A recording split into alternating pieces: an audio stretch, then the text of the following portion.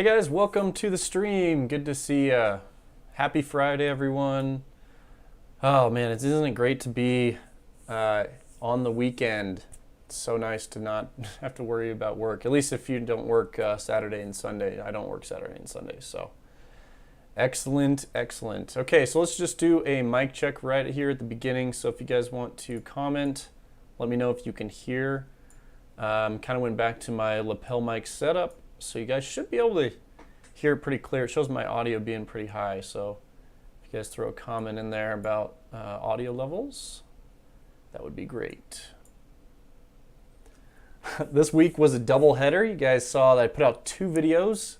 Did you guys get a chance to see both those videos? The first one was about the Alcatel P2001 and how the Amazon version was fixed from the Kickstarter model. And the second one was my solar panel overview.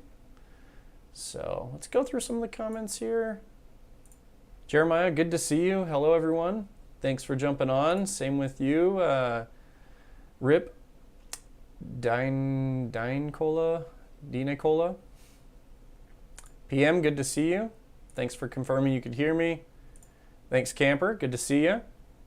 Thanks for the confirmations here. Awesome. Good to hear. Glad to see my chat pop-ups working as well. So Katie, my wife, is actually out of town. And I tend to do these live streams when she's out of town. It's I had the girls, all my kids, tonight, and I just barely put them in bed. I really hope they stay in bed, or I'm probably going to have some issues, keeping this stream going. So, yeah, we'll see. Good to see you, Greg. Camper, is your name Ed? That'd be good. Maybe I can remember that. I'll try to remember that. Oh no, your PPS 320 went out. What actually broke on it? I'm kind of curious. Just let me know what you see. Old Soul Lifestyle. Good to see you, man. Thanks for joining the live stream. I know it's a little bit late for you guys. Well, I don't know. If you're on the East Coast, it's super late. For me, it's 8:30. Not too bad. California time's going to be 7:30, so they're just starting their evening activities.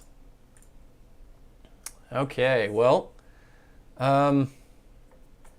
let's go ahead and maybe just see if anybody has any questions about either the Alcatel or the solar panel overview. I had some great comments going back and forth with a few people. I really appreciated the feedback about my solar panel overview video, kind of the 101 about power stations and solar panels.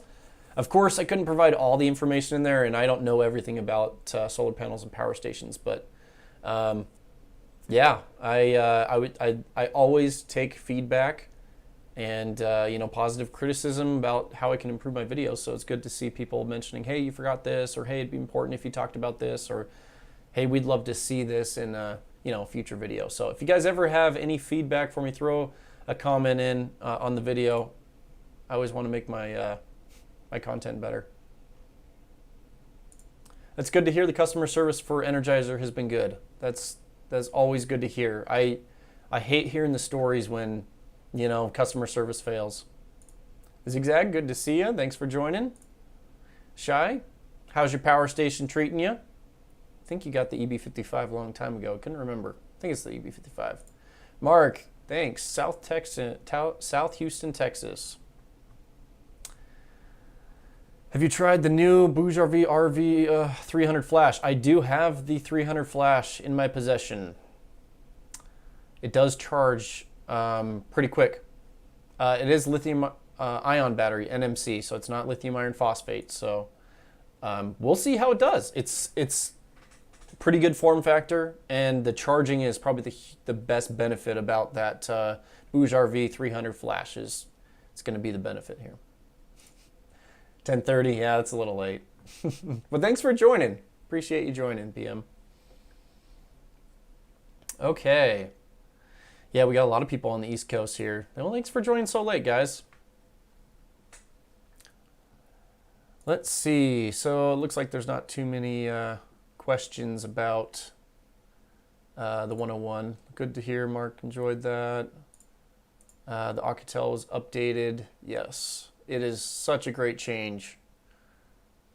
And okay, so Rip's mentioned his screen went black or blank. I wonder if it went over the voltage. The Energizer has a super low voltage input. Totally bummer that they put it so low. I would have preferred, 30 volts or 28 volts like most other power stations. But, it's just what they put. I'm going to make this a little smaller. There we go. Hey, Ask Guy Solar, good to see you, man. Your channel's growing. I'm glad to see you're getting some subscribers. Me and I've talk all the time on Instagram. It's been a little quiet lately, but yeah, if you guys haven't seen Ask Ive's channel, he is all about kind of just using the power stations daily, and he has a lot of good solar panels in the yard and lots of experience. So if you guys are interested in if you're looking to run a power station like on a lot of different things in your house, then great example. Ask Ive Solars does that all the time. Randy G's saying hi. Sweet. EB55. Okay, ban everything. Good to see you, man. Thanks for joining. I finally got everything, including internet connected to my camper. Dropped my EB55. Okay, so you did get something weird when you dropped it. You did say it was okay when you dropped it, but now you're probably starting to see something up. Yeah, the display on the EB70 is not amazing. I mean, you get used to it. You get used to kind of the 5 chunks of percentage.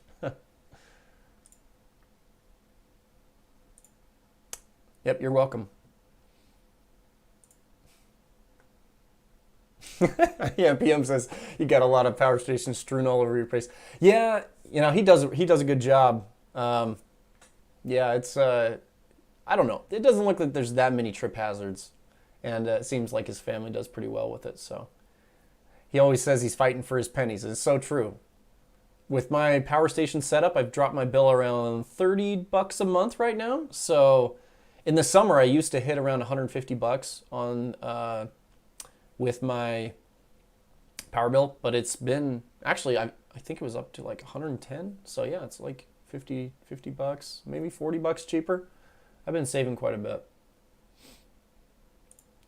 Danny the Quad. So interesting thing about the EB200, it seems that MillerTech, which is, I don't know if you guys saw, what's his name? LDS Reliance's video. He kind of works with MillerTech. They have like a little partnership. MillerTech is an Amish company. Did you guys know that? I had no idea. So he kind of had a tour on his channel a little bit about their company. I doubt I'm going to get one. It seems like they're very connected with LDS Reliance's channel. It's basically an AC200 Max without the expansion and the Wi-Fi app. So technically it should be cheaper than the AC200 Max. I don't know if it's priced the same, I'd just go with the Max. I haven't looked at the price on it. I'm not sure what they're priced at. NSW Mods, thank you for joining from Australia. What time is it over there? Is it early morning or middle of the night? I'm kind of curious. Thanks, Ben, everything. Anytime you guys can share our channels, we're just little fish in the big, big sea of YouTube. So, I always enjoy when you guys share the content because, yeah, I really appreciate it. Yeah, power bill through the roof. Summertime with air conditioning, there is no joke with the power bill. I can get my power bill. I'm kind of curious what my power bill will be like once I don't run my air conditioner. I've already talked about my whole house fans. If you guys are in a dry climate, definitely look into whole house fans because it drops your power bill because you can cool your house off at night without air conditioning. But I'm guessing I can get my power bill down to near nothing when I don't run my AC.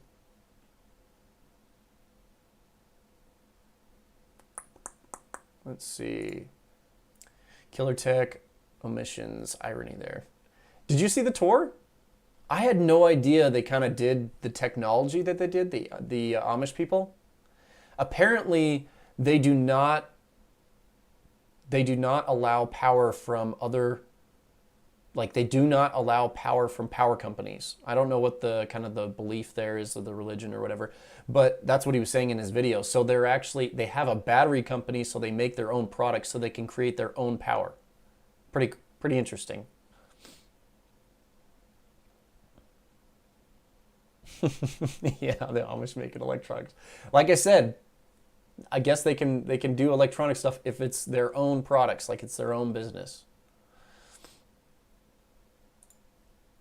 Good budget-friendly 100-watt USB-C wall chargers. Yeah, just look on Amazon. There's tons of them.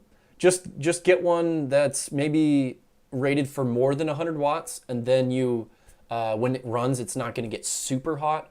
These 100-watt USB-C chargers, they get boiling when you're running them for a long time. So I would always overrate it. Go with a 200-watt one, and then pull 100 watts out of it.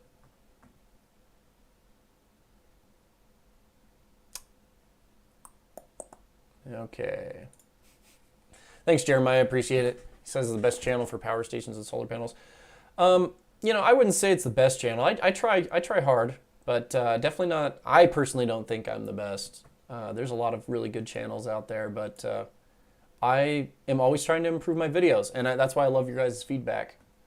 Sometimes I take it a little salty if it's a pretty harsh, criticism or whatever, but I don't know. There's only been a couple people that have really kind of pushed me the wrong way. It's kind of interesting. You'll get a ton of positive comments. You get one negative one, and you're just like, that one just stays in your head. That one negative. Oh, his hair is weird, or the way his blah, blah, blah. Just something weird about. It's not even like about the content. It's about my person, or how I act or what I say. Anyway, you guys have probably heard that before. I got a couple of mentions in early for y'all on the few big channels. Lots of subs recently. It's great. Yeah. I hit 22,000. So let's just jump into a little bit of what I'm trying to do. I want to, with the channel, I'm trying to think what way I want to go. I'm thinking I want to do either some sort of membership or Patreon, and I'm thinking I'm going to just give away a lot of the stuff that I have on that. So I don't know, just throwing ideas out, but I'm trying to figure out some sort of reward system for people that end up doing Patreon, other than extra content and maybe more of a personal one-on-one basis with those people. I'm thinking maybe I could potentially do like a monthly giveaway or something like that. Let's see. Yeah, this guy's saying his 100-watt charger gets hot. So does mine. Yeah, people are pretty rough behind the keyboard. They call them keyboard warriors. They would never say that to someone's face. At least most people wouldn't say those rude comments to someone's face. They're just going to say that online, Okay. Ban everything. I didn't know until after buying my 60 amp MPPT charge controller that you can do series voltage input to charge 12-volt batteries, so I may be able to run my air conditioner. Yeah, most charge controllers will go up to about 100 volts open circuit. So maybe be safe, put it around 80 volts or so. Hate to tell you this, but the bigger your channel gets, the more negative comments. Yeah, for sure. I know. I totally understand that. It's just how the world is, People, they take free information and they take all the good stuff, and then they'll just point out one negative thing. It's like, did you notice like everything that I talked about? I talked about some good things in this video and shared a lot of information for free, and you're here just dissing on my hairstyle, or because I forgot one point out of like 200 points to talk about? Yeah. By faith alone. My father-in-law spent 30 grand just on solar panels with no battery. I told him he's getting ripped off. I spent 2 grand running everything except a well pump. Yes. The solar people that come door to door, I think I've talked about this briefly on my channel. I had multiple salespeople come by, and for a 5 kilowatt system, $26,000. Let that sink in. You could buy a ginormous AC 300 tons of batteries, tons of solar panels for 26 grand. You could also do a humongous DIY build. The problem is there's a lot of red tape to go through, and there's a lot of permits and stuff like that, and so the solar company kind of takes you through that. If you're doing a ground mount system and you're running off a transfer switch, I'm not sure that you'd have to worry so much about the permitting and things like that.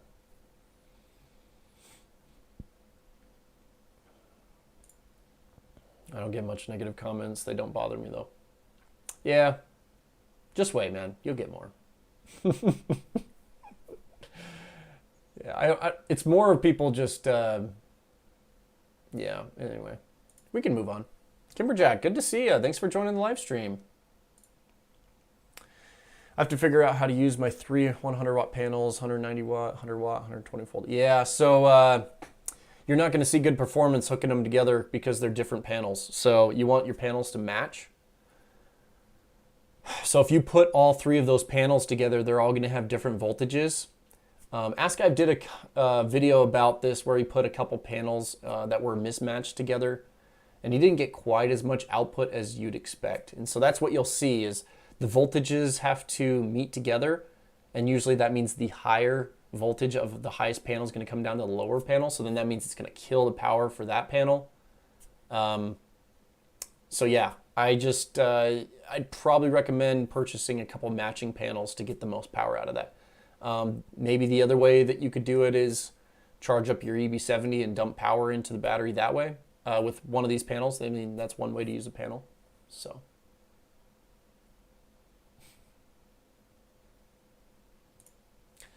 Negative public comments equals is a class thing. Yeah, I totally get you. Yeah, people just need respect.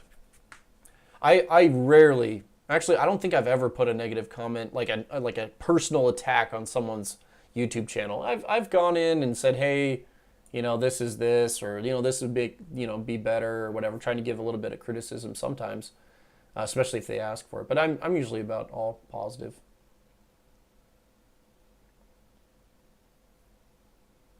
Okay, let's see. I went through 6 years of pain management, needles, physical therapy, and then got a new guitar and recorded a song the night I got it after not playing for 3 years and get insulted. Yeah, you'll get insulted for sure. I mean, people don't understand, the background there. Okay, so let's jump into some exciting stuff. Let's talk about future content. So my next video, I think, I'm looking at my schedule here. I have a few things coming out. A lot of people have mentioned about the Pecron 2000, the LFP. I do have that. I've been testing it. City Prepping, he's like a prepper channel, 800,000. He put out a video about it. The one thing that he didn't mention, and a lot of people don't mention, is the wall chargers on a power station. Like, how much power does the wall charger pull versus how much power it puts into the power station? And I've just briefly tested this. It's not, I don't have some final results here. But when I use the Pecron wall charger, it pulls 1,300 watts from the wall and charges the power station at 400 watts. Let that sink in. So I plugged it in multiple places. It's always 1,300 watts. Like, I don't know where that power is going, but the screen of the power station says 400 watts. So I don't know. Maybe something's up with that. But I am not impressed. I do not want a wall charge off that power station because I have noticed very interesting things. So that's the only thing that I've noticed so far on the Pecron 2000 LFP. Everything else has been really good. I love that it's super compact. Like, it's way smaller than the AC 200P. But it is super dense. Like, the whole thing is a brick. So it's like they fit everything in there. They don't have a built-in charger on it. So that's, taking a little bit of the space. So anyway, that one's coming out. I don't have a schedule on that one. I'm thinking somewhere, probably be into September. I have Dr. Prepare's behind me, the battery behind me. Let me see that one right there. Dr. Prepare came out with a 100 amp hour battery that finally, guys, finally has low temperature charging protection. So you put it in the freezer below 32 degrees, it will not charge the battery. So huge thumbs up there. It's supposed to be pretty affordable. So if you guys are looking for a cold battery, like all the cheapo batteries off Amazon, probably anything under $500, maybe even $600, does not have low temperature charging protection. So it's awesome that Dr. Prepare's come out with a small one that has low temperature charging protection. So thumbs up there. Let's jump back in the comments really quick. William, good. Thanks for joining the stream. These people put these never comments. Yeah, they basically are internet trolls. They look through every single video and just basically talk about, you know, all the bad things about it. There's this one guy. His name is PFJ. That's his YouTube name, PFJ. I see him on all the YouTubes. Every YouTube channel out there that has to deal with solar panels and batteries. You're talking, I don't know, Will Prowse, Hobotech. I don't know, maybe some of you guys have had, if you guys have a channel you've had experience with. This guy rips people apart, and I had to ban him. I just got so sick of his comments. Well, I didn't ban him. It's called a... you hide them from your channel. So they feel like they're still commenting. They just don't get anybody's response. So, oh man. Anyway, hopefully he's not watching. I don't think he's watching my videos anymore. I don't respond to his comments because he's hidden off. Anyway, PFJ, if you're there, if you want to say nice things, I'll unban you.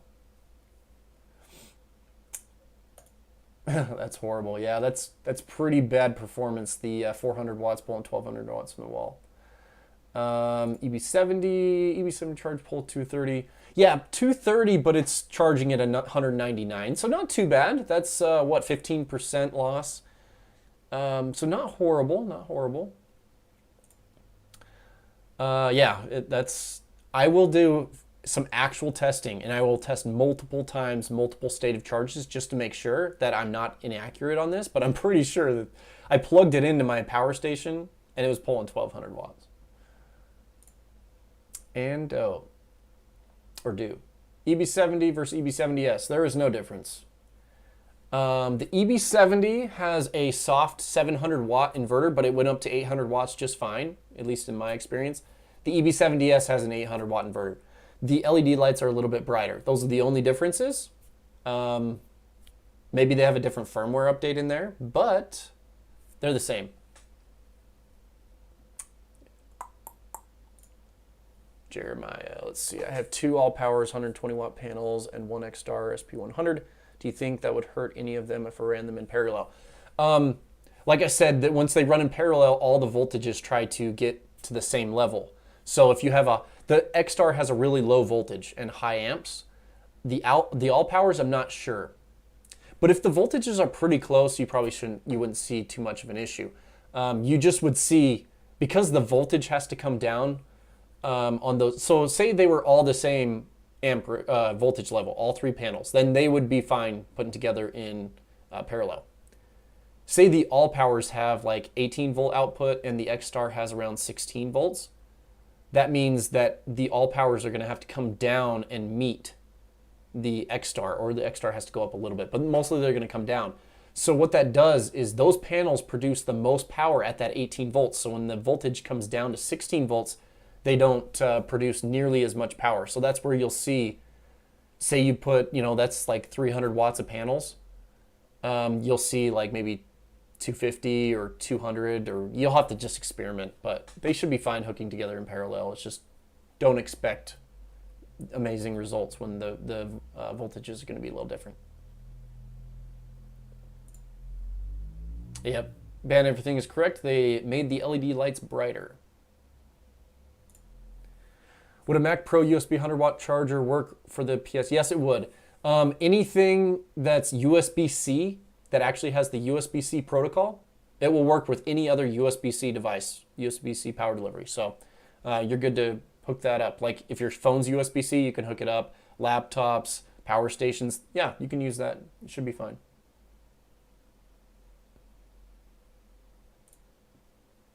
Chris, PF Chang's. Are you eating PF Chang's for dinner tonight? I'm curious.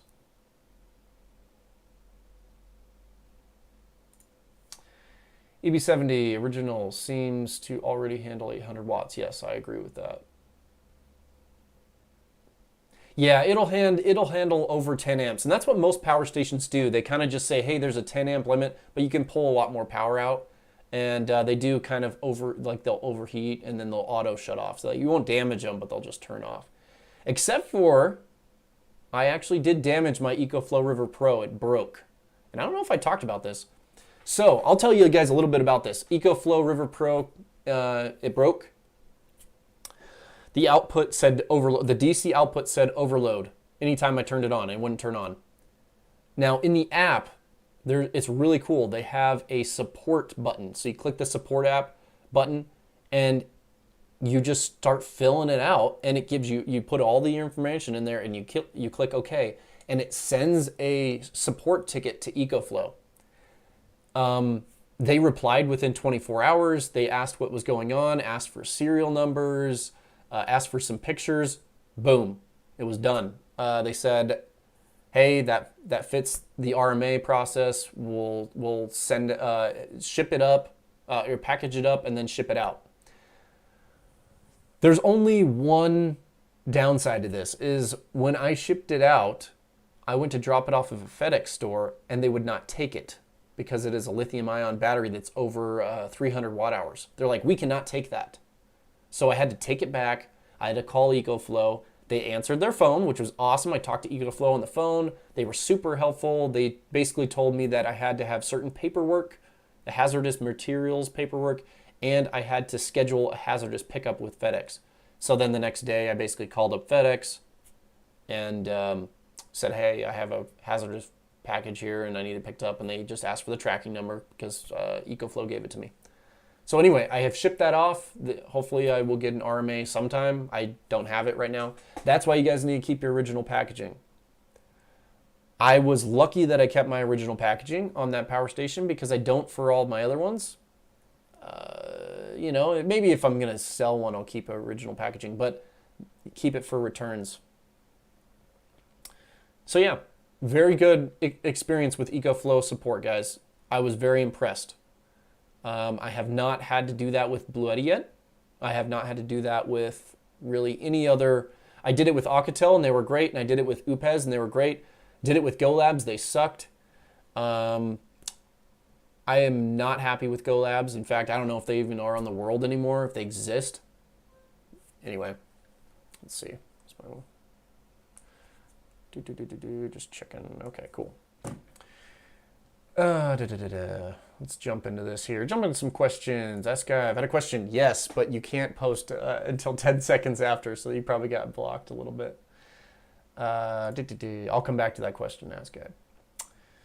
You can put solar panels in pairs with matching panels. If you have a one that's not matching, the lower output one will be damaged. There is a possibility for damage if it's a major difference, but from my understanding, they will somewhat match each other. And I have put all my panels, I've put a lot of my panels together in parallel, my 12 volt panels, and they were okay.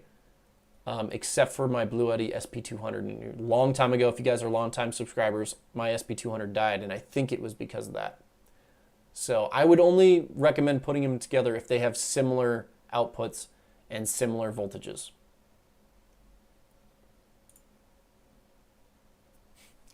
Rip's asking about the giveaway for the EB3A. I contacted someone, and they never got back to me, so I just chose a second winner today. So let me go ahead. I got their picture, I think, or their account here. Let me pick this up. So yeah, the winner of the EB3A giveaway, this one is this guy here, John Anderson. You guys see that? Let me zoom in. John Anderson. I just sent him an email and he emailed right back. So unfortunate, the first person that I reached out to never got back to me, and I'm like, guys, you got to have notifications on or you'll never know that you won a power station. So congratulations, John. He did win the power station, the EB3A. So I still have to ship that out. Let's go back to this here. Hey, the dude, good to see you. How's your setup going? You got such a good setup with that Snowmaster and Iceco fridge going. What's what's your take on the wire gauge impact on amps? If a cable is rated for 20 amps, does the length of the cable impact that, say 30 to 50 feet? Yes. Anytime you have a high level of amps, you're going to have resistance, which equals voltage drop.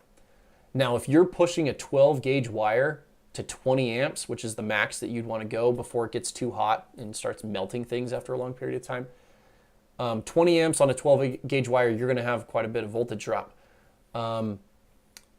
If you're going to be pushing a lot of amps, you're going to want to go, 6 gauge, 8 gauge, that type of thing. That's the best way to do it. It gets pricey. And so what you want to do is always try to get the most voltage you can and not worry about, pushing a ton of amps. So I'm curious, where are you pushing 20 amps? That's a lot of amps. Are you putting panels in parallel?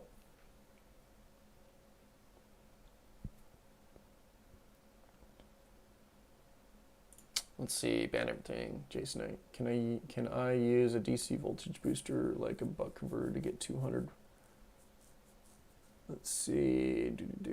Sorry, I was distracted by a YouTube pop-up. Now would be a good time to insert ads. Thank you. Why is that popping up over my screen? Okay, can I use DC voltage booster like a buck converter to get 200 watts from 100 watt from two 100 watt panels?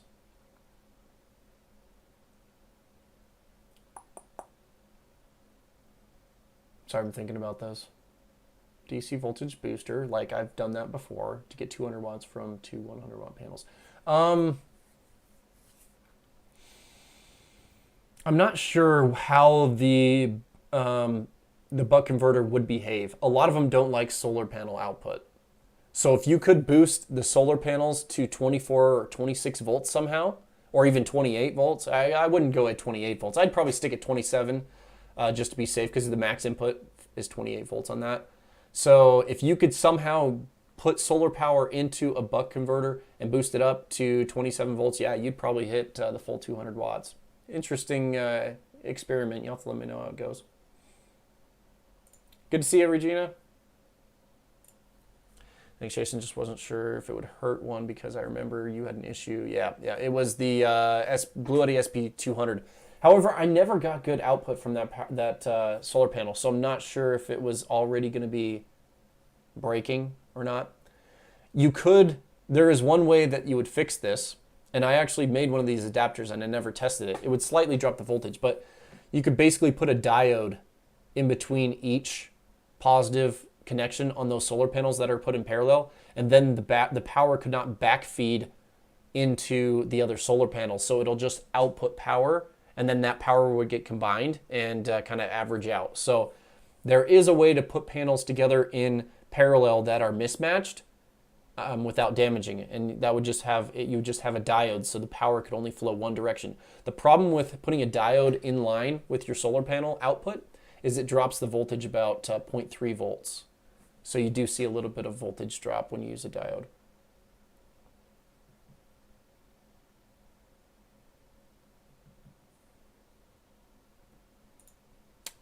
With my EB70S, I'm only having luck with my very simple appliances. Yeah, maybe explain a little bit about that.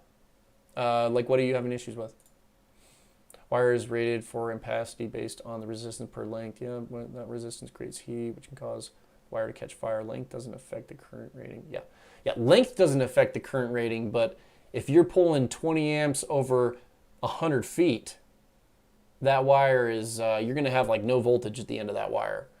So yes, you can definitely pull 20 amps over a very long 12 gauge wire, but yes, you'll have a lot of resistance on that just because you're putting the max amount of amperage through that 12 gauge wire. So I recommend anytime you're going higher amps, just go up to a higher gauge wire, or a lower gauge wire, higher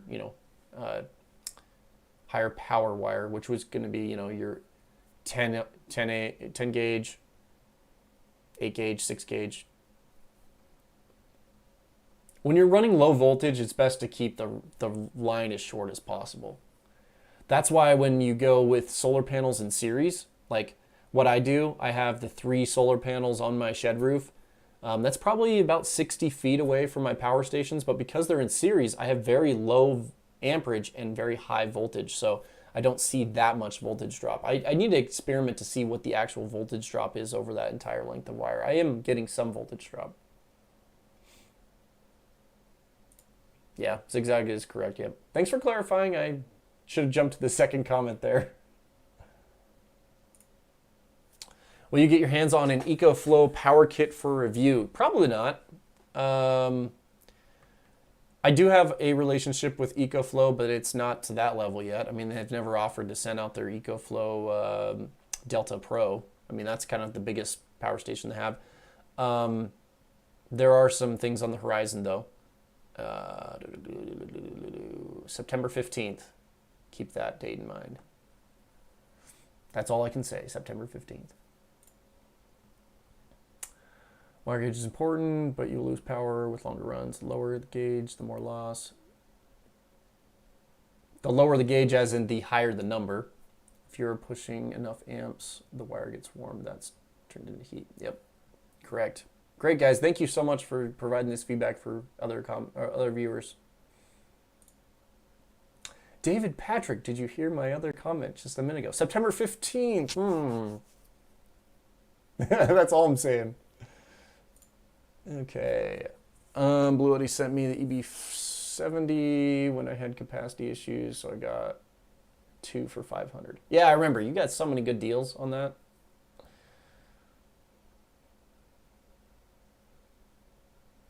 Okay. Bouge RV has a great customer support and active service. Thank you. That's great to know that Bouge RV does. I haven't had an experience with them. Okay, so Regina's trying to run a mini fridge. So mini fridges, that should be able to run it just fine. Yeah. Are you, I'm just kind of curious. Do you have like a really long extension cable, maybe like a 16 gauge or a 18 gauge, really junky, small, like the wires are small? That might cause some issue. Or are you just plugging that right into the power station?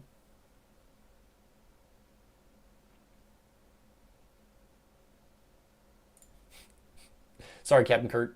Maybe someday. Okay, it runs low watt simple appliances, but not anything with a compressor. Yes, surge startup on a compressor is a lot. It won't run a full-size refrigerator. I tested that in my EB70 versus EcoFlow Pro video. Both of them failed to launch my to start up my fridge. It probably. Ask Ive, did you run your mini fridge off the EB70? I thought you did. Or yeah, you had a mini fridge. I know Ban Everything has a mini fridge. Are you running off the EB70 too? It could be faulty, maybe.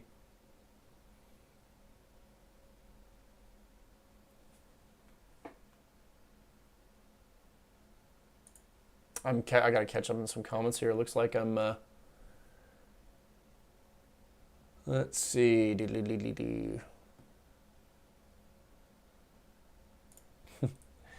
Snowmaster's kicking names and taking, yes. EB200 will run about 55 to 60 hours, even with the 80 weight. Well, yeah, that's excellent runtime. And it's running dual zone, excellent. EB200 is made by Millertech. It's a partnership between Millertech and Blue Eddy. Millertech is an American Amish company. We talked about them earlier in the stream. Deepest, darkest secret. It is a great, it's a hidden gem. I don't know what the price is. What'd you pick yours up for, the dude? I'm curious. I'm hoping for a more efficient power station to be released. AC 200p is not efficient. Yeah, the AC inverter does use a lot of background power on the... That's my main complaint, I'd say, about the AC 300, the AC 200p, the AC 200 Max. Guys, I got an AC 500.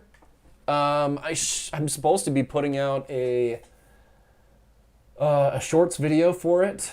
The AC 500 is going to be released on August 31st. It is an absolute freaking beast of a power station. I'm not going to lie. It's very similar to the AC 300. except for it puts out 50 amps instead of 30 amps. 50 amps of AC power, guys. It has a 50 amp port. I'll do the math to see. I think it's, I'll have to do the math. Anyway, pretty cool. I have to start doing some extensive testing. I've been using it every day. I mean, I use those large power stations plugged in my transfer switch. AC 500 has been working flawlessly, just like my AC 300. I actually alternate. I have the AC 300 during day and AC 500 at night, and then I'll swap them. AC 500 during the day and then AC 300 at night. Bummer, the batteries aren't compatible between the two. I was really hoping they'd be compatible so I could plug two batteries into one power station, but they're not. The AC 500 uses a B300S, which has a higher amperage output, so it uses a bigger amperage cable. Yes, you see that all the time. Mainstream power companies getting in. Who was it I was looking at? Anchor is one of them. We'll see some big stuff. It's just getting started, guys. This stuff's just getting started.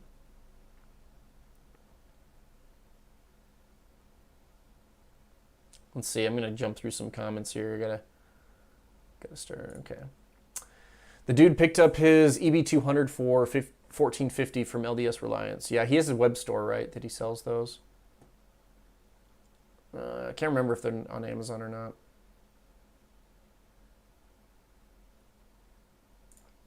$50 amps. Yeah, I'll have to look at the specs. I don't have the owner's manual in front of me. I guess because it's single phase though, it's not split phase. My AC is split phase, so it'll definitely run single phase 50 amps.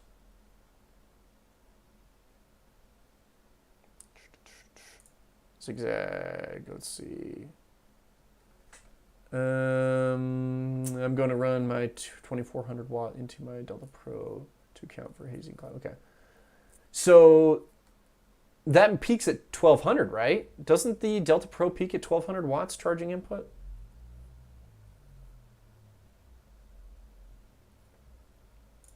Oh, comments get moving. I'm not pushing a lot of amps. That's why I'm curious, because I have a 50-foot 10 AUG, but just like 10 AUG at 10 amps should be just fine. I mean, that's probably the most, like, the reasonable setup that you'd go with to push 10 amps. So, yeah, that's kind of what you have to deal with. I mean, it's not too bad.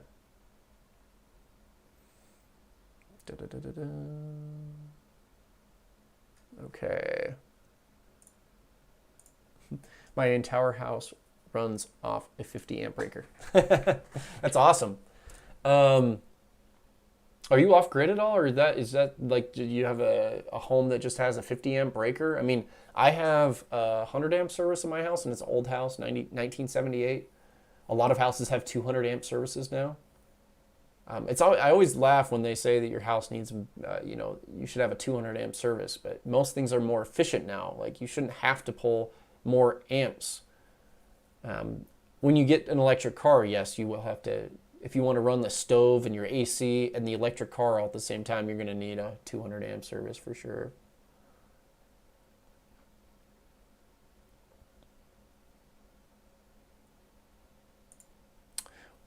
White Freeman.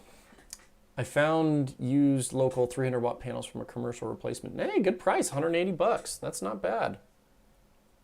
Delta Pro is rated at 1600 watts. Good to know. I don't know. I don't have that power station. I remember watching a lot of reviews videos on it because I was very intrigued by how high the quality was on that power station. How has your experience with it been? Okay, so I've talked about the Dr. Repair. I've talked about the AC 500. The Pecron. The Boujar V300 Flash. Those are kind of the power stations. I do have a power station that's launching on Kickstarter that's coming up August 24th. So yeah, it's a really cool power station. I've had really good success with it. Yeah, so hope you guys are excited for that one. I haven't noticed any bugs on it, but some of the features, it does have a smart app. UPS mode, pass-through charging. Takes a lot of solar panel input, takes a lot of wall charging. Everything's built in, no external wall charge, no external power bricks. It's got a really nice touchscreen display, shows a lot of information. So yeah, it's a high quality premium product. So yeah, I'm interested to show that one off soon. Not off grid, just a really old panel and house. Yeah, that's pretty old. I wonder when they started upgrading to a 100 amp service, because that's when, so my house was built in 1978, 100 amp service. I barely dodged a bullet with aluminum wiring. I don't know if anybody else knows what, they used aluminum wiring for like a 5-year stretch all the way up to 1978, and a lot of homes in 1978, I think they outlawed it or got rid of it through, blocked regulation. I don't know what the decision was, but they stopped doing aluminum wiring in housing, obviously because of you have a lot of with the heat and the cold cycles, you get a lot of expansion and contraction and pulls and things like that, and it's not nearly as durable and as copper, and it doesn't hold electricity as well. They did it because there was a lot of really bad pricing during the 70s, so they started looking for at least from my understanding, they started looking for cheaper materials, and so aluminum wiring was one of those. So yeah, I missed a bullet on that one, so dodged a bullet on that one. Now I do have copper wiring in my house, which is, I'm very lucky.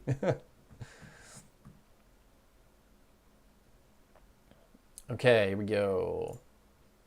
I decided it was best to get the 12 volt 300 amp hour lithium iron ampere time. Yep, that's a huge, great battery. Should be fine. Yeah, that's a good choice. Regina, the EB200 is comparable to AC200P. Yes, it's similar. I would compare it more to the AC200 Max. It's between the two. It's like a middle ground between the two. It does not have expansion opportunities, and it does not have Smart App. So do you guys remember the Energizer PPS 2000? It's basically that. It's like, that's exactly what the Energizer was. It was just kind of a rebrand of a Blue Eddy product. That's kind of what the EB200 is. It's a rebrand of a Blue Eddy product. Luckily, it's called the Blue Eddy EB200 with a MillerTech, partnership. So it's not like just a different cover and brand stamped on it. Okay, Zigzag's experience with the Delta Pro has been good. Haven't used it yet full-time to power half my house. Okay, I haven't used it yet full-time to power half my house, which is my plan. Okay, cool. Yeah, that'd be cool. You do have to have quite a bit of solar panels. Like you mentioned, you're going to have 2,400 watts, so that's a bit. Delta Pro does good, but can't run high-use appliances and charge at the same time. I have to charge while gone to use the AC unit. Then other than that, it's pretty awesome. So why you must have a Delta Pro as well. Run half my house off solar during the day, and then the Delta Pro battery overnight. Hopefully we'll have enough capacity for the night and solar. So that's my problem, is the capacity problem. In the spring, it's not as bad because my house is much cooler. So when I was testing originally, I was able to run those two fridges full time on the battery and still have around 35% in the morning off one AC300 battery. Now that it's summer, that battery's down to like 10% in the morning. I don't want to discharge it that far. So I actually I run the AC300 during the day and charge all my power stations up with my solar panels. And then I stop using the AC300 and I use just another power station to get through the night. And then I charge those back up in the day. So yeah, I need more batteries. I think what I'm going to do is I'm going to sell some power stations, and when the B300S is available, I'm going to buy a couple of those batteries. So I think I'll have 3 of those batteries. It'll be quite the cost, but I think it's worth it to have an integrated system, because I'll tell you guys, I have to go every single night and every single morning and swap batteries and cables and do all these solar panel changes. And last night, for example, I woke up at 2 a.m. 2 a.m. I woke up and I was like, I didn't swap the batteries over. So I went in there and it was sitting at like 25%. So I had to unhook it, and Anyway, if that would have died while I was sleeping, my fridges would have lost power because I only run them off solar. I do not plug these power stations into the wall. So I'm going to start forgetting to do that. So if I have just a large backup of batteries, and I do have some other plans to get more solar panels charging in. I purchased the Blue Eddy charging enhancer, the DS50C or something like that. That thing is $200.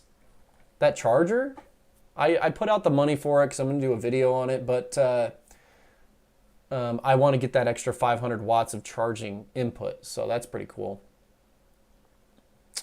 Anyway, what are your guys' experiences? If you're running a power station through the night, what do you guys run on it? I'm curious because I try to run 2 full-size refrigerators. In the summer, it's too much. In the winter, it's just fine. In the spring, it's just fine. It's just that extra little bit of heat makes that compressor run that much more. And plus, my house is a little bit warm. I have a 2-story house. It's like a raised rambler. And the upstairs gets around 76, 77 overnight. And we, during the spring and fall with the house fan, we can get it down to 70 degrees or below. But in the middle of the summer running the AC 76, it gets kind of annoying having to run the fridge that long.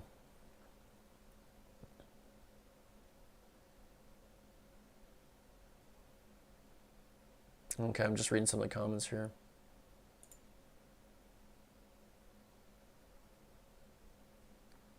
Okay, I should correct. My house does have a very large aluminum wire from the meter to my main panel. I think that's normal though, because it's like a beast, this thing's huge. Yeah. So yeah, that's, as long as you got copper wire, you should be good for a long time. Oh, why did I live this out? The other main thing is aluminum corrodes over time. So you'll get corrosion on your wire. That would not be good.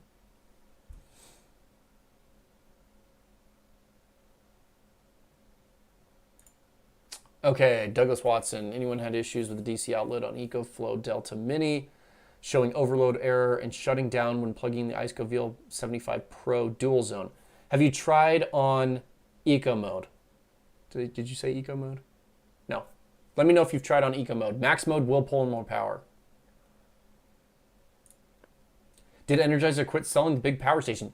I don't know what was up with that. They launched it.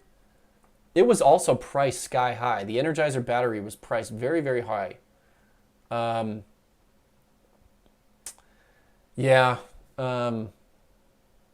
don't know where it went. I actually looked for that the other day, and I saw there was an Amazon listing, but it didn't have a price. It didn't say it was available, so maybe they just didn't work out for them. Very interesting. Thanks for bringing that up. Why is it dangerous to splice aluminum with copper? Because they're dissimilar metals. You'll get when you put 2 dissimilar metals together, they corrode, and then that corrosion will not give you a good bond, and then that bad bond will give you sparks or arcing, which could lead to fire. So do not mix dissimilar metals.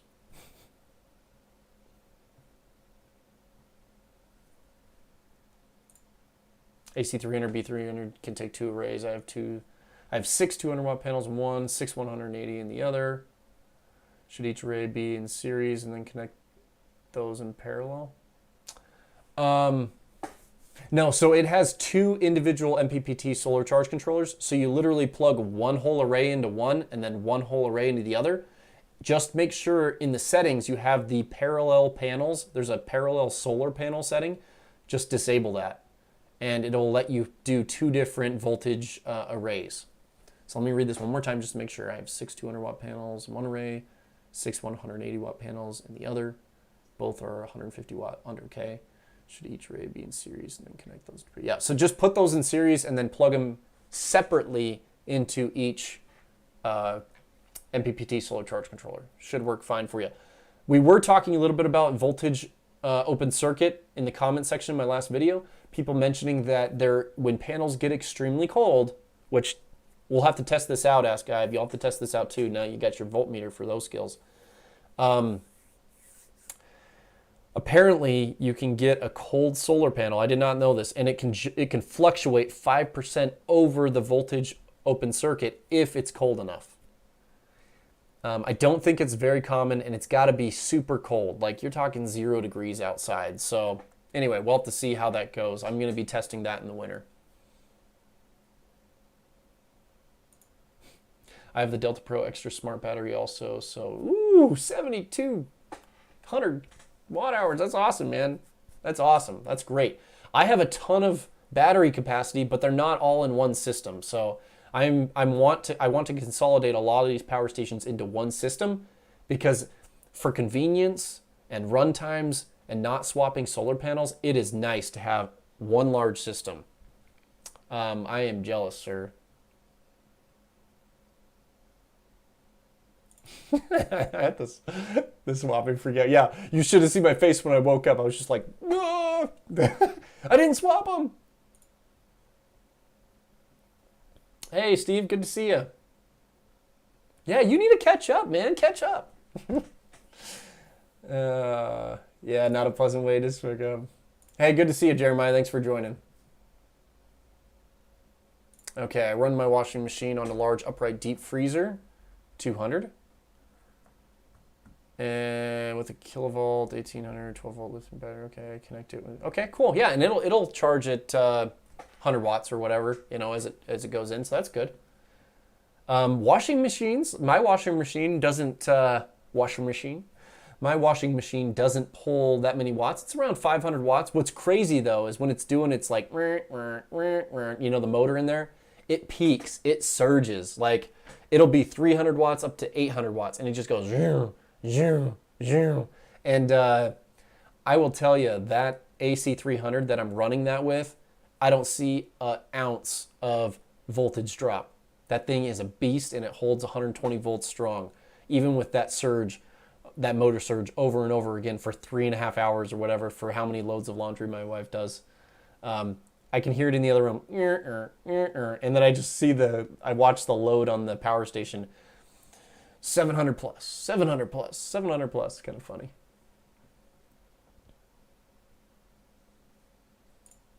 Yeah, Louisiana's hot, man. I don't know why people live there. 100% humidity, and oh man, that's hot. I like the desert because it's dry. Okay, here we go. I got a question here. I live in a forest with limited places for my 3 100-watt solar panels. Closest I can place the panels is 115 feet. This is for my charging my AC200 Max and EB70. I'm looking for 10-aught wire. I would try to get 115 feet is a lot. If you run them in series, you're at least going to have, it'll be 5 amps. So 5 amps going through 10 gauge wire, you're still going to get some voltage drop. I would try to go with 8 gauge wire if possible, but that's going to be pretty pricey.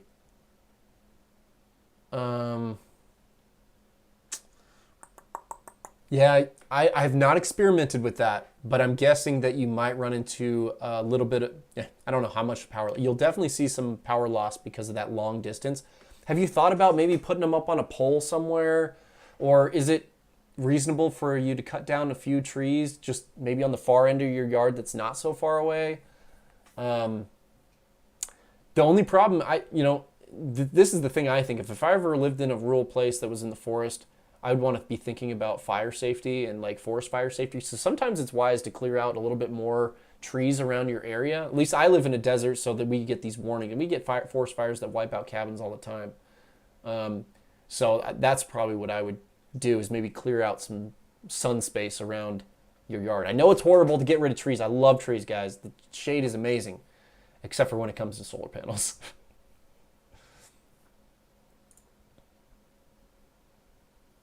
Okay, wondering about the right solar generator for AC and microwaves. I'm guessing solar generator for AC and microwaves in off-grid cases.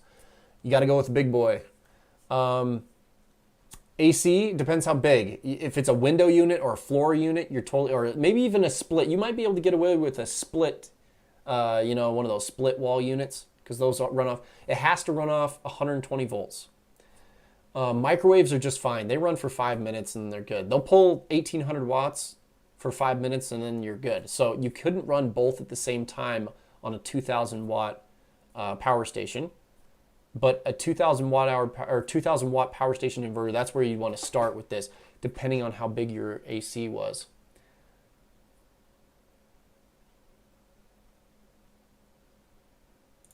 Hey Kevin, good to see you. Thanks for joining me for the live stream. Yeah, I'm always happy to help. Anytime you got a question, just throw it in a comment.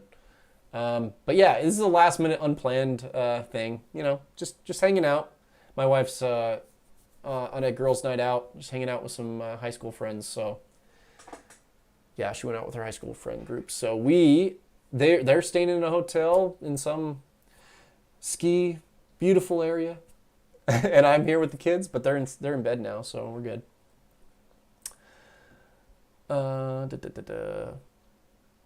Let's see.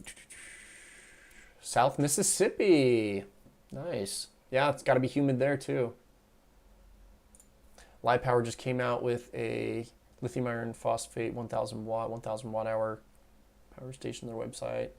Got 1,000 watt unit, $7.99. Maybe they'll send one.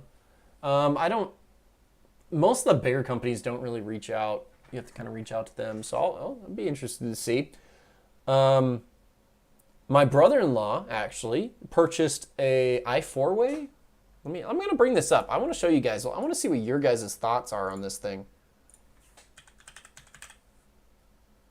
This guy right here.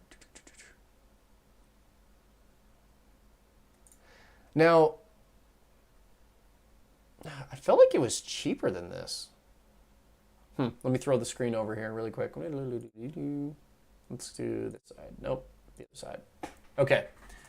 So this guy right here, this is a 1,200 watt hour power station with 1,000 watt AC inverter.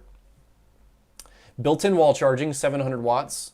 Solar inputs, 200 watts, so not amazing.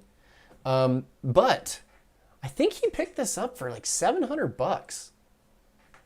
So he's actually going to let me test it before he uses it. I hope I don't break it. He trusts me. I won't break it. I won't push it too far. I'll push it to the 1,000 watt limit. But yeah, I think he picked this up. Maybe it's because I'm not signed into my Amazon Prime account showing this, but I'm pretty sure he picked it up for $700. So $700 for a 1,200 watt hour power station and a 1,000 watt inverter. So I will be doing a review on this just because I'm super interested. This is a very good price for a lithium iron phosphate power station. It's got the USB-C. It's got the quick charge ports. It seems to have a pretty decent display. Lots of outputs here. The only thing is it going to have any auto shut-off settings, things like that. So anyway, he purchased it. So he's going to try it out. He wants to experiment with it because this is. I'm curious if this is going to be a good power station, guys. So keep your eye out for that one. I'm excited to be testing that one. But yeah, I haven't heard this Live Power, but that seems like a really good price, $7.99. So I think that would be a pretty good one to experiment on.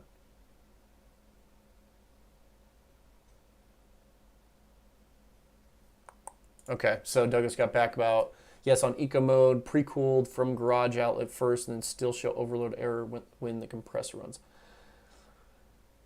Oh, so some power stations have very sensitive surge protection, at least on the DC output. I have not tested the Delta Mini. The Delta Mini on that. The River Pro handles it just fine.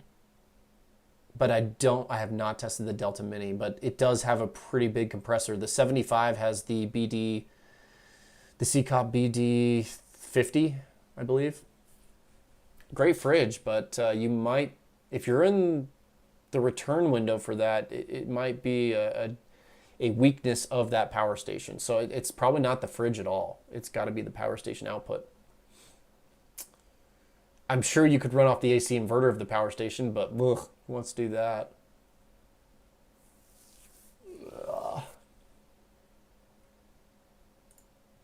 Not sure what the EB200P is. I haven't heard of that one, so I don't know too much about that one.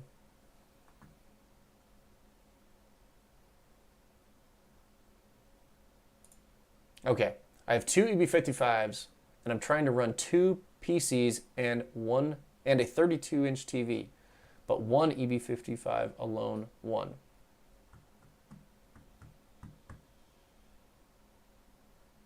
run laptop. Maybe re-question. I'm a little confused with that one. Put your question out there again. Betting the EB3A's new features, screen, UPS app will soon show up on their lower output models. Yeah, like EB70 or EB55. Yeah, I agree. That'd be cool.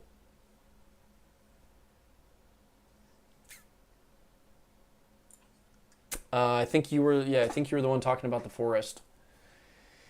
Yeah, still in separate pieces. Wiring this alone. Yeah. Hey, at 63 picking this up, I give you a huge thumbs up. That's awesome. Thanks for keeping it up and learning new things. It's exciting, but it's a lot of work to learn it all. Solar panels should have the specifications listed on their data sheets to show how much VOC changes with temperature. Yeah, it'll have a plus or minus 3%. I don't know if that's what you get. Okay, I think he reproved. Okay, EB55 won't run laptop overnight to recharge by solar. Yeah, a laptop sometimes pulls a lot of power. For example, if you had a 100-watt laptop on the EB55, it's only going to run for 4 hours, 4 to 5 hours. 50-watt laptop, maybe 8 hours, but you are going to have some AC inverter efficiency losses there. So, yeah. 8-AUG cable, 30 feet. Yeah, it's dang pricey, man. That 8-AUG cable. But to avoid voltage drop, yeah. I'm trying to think of other options. I mean, you get less voltage drop at 120 volts, so maybe you could have your power station and solar panels in like a little area and then run AC to wherever you need to go with the 50-foot 12-AUG power extension cable. I don't know.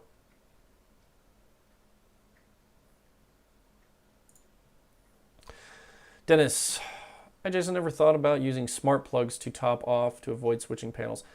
No, I don't. I don't use electricity from the wall to charge my power stations. I always try to use solar panels. I guess I could have a smart plug plugged into the power station that's always running. Yeah. I mean, there's so many options. I've seen that before where they have a smart plug that if you monitor through the app and you're like, oh, it's getting low and you're out of town or something, you can turn on the smart plug to start charging it. But yeah, there's a lot of options. Night us.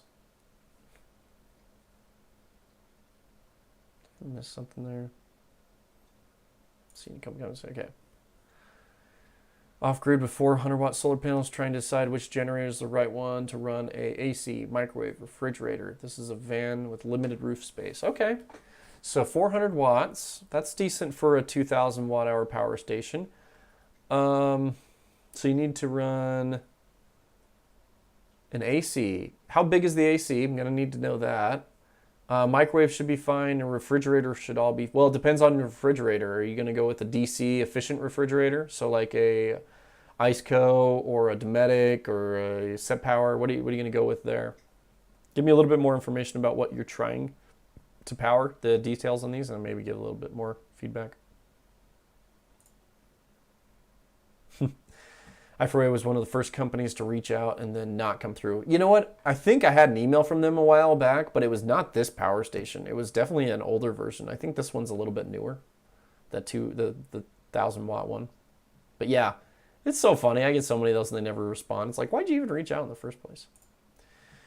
Bang for the buck, what's best? 2,000 watt. Okay, so yeah, the 2,000 watts probably going to be the bang for the buck. You're going to want to go with the Alcatel or the FF Power. The Alcatel's on a great sale right now. Those will run all those appliances. The only problem is the Alcatel doesn't quite have as much capacity. So the next step would probably be the Blue Yeti AC200P, because that one's around $13.99. You do get a really good solar charging off that at 700 watts. But yeah, you're only having 400 watts charging.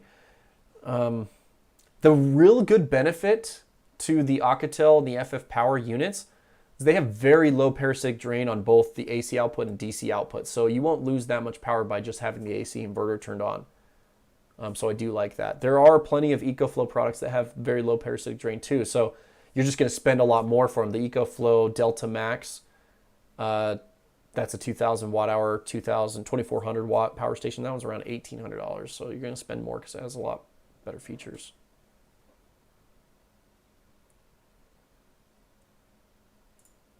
Chris, have you gone 2 or 3 days a week living off nothing but solar? I should try that challenge.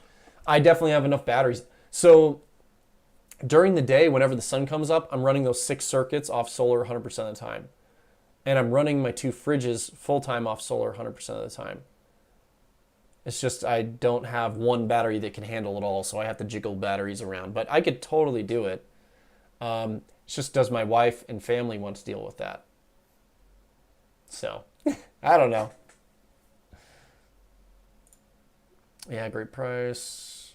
I know it's costly. I could drop really old maples and really already took out some firs and all. There's pros, con, mountain. Yep. Yeah, it's costly, but it'll do it.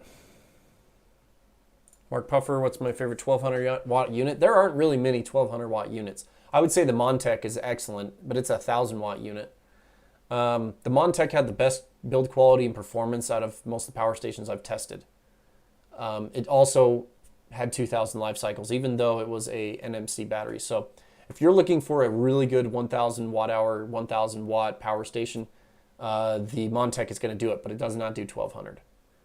I've heard the EcoFlow Delta Mini does a pretty good job. I think it's a 1,400 watt inverter, and this battery's really low though. It's only 700 watt hours, I believe.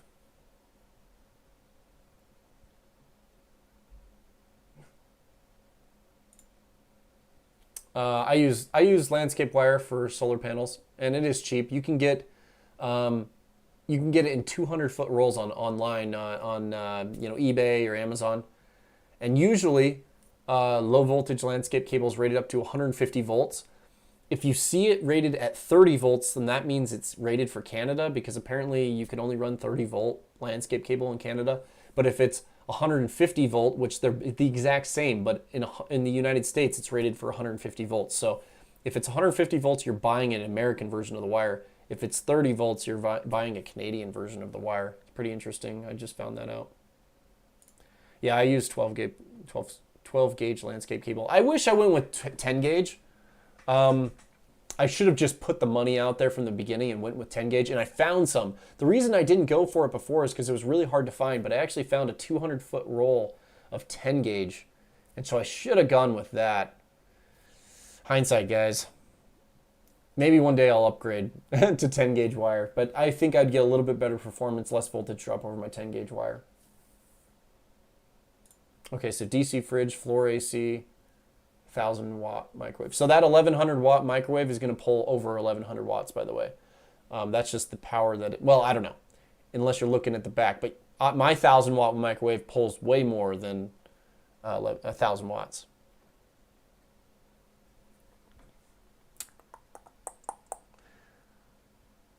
Okay, so 2,000 watt hour power station for that.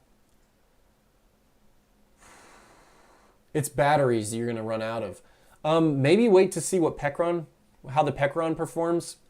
The Pecron LFP 2000 is very affordable. It charges off decent solar panels, and it's very compact, and it's expandable. So that might be a really good option for you. The Pecron 2000 LFP. Get a few of them, stack them up, get a lot of capacity, yet a 2,000 watt inverter. So wait for my Pecron review. I have not finished testing it yet.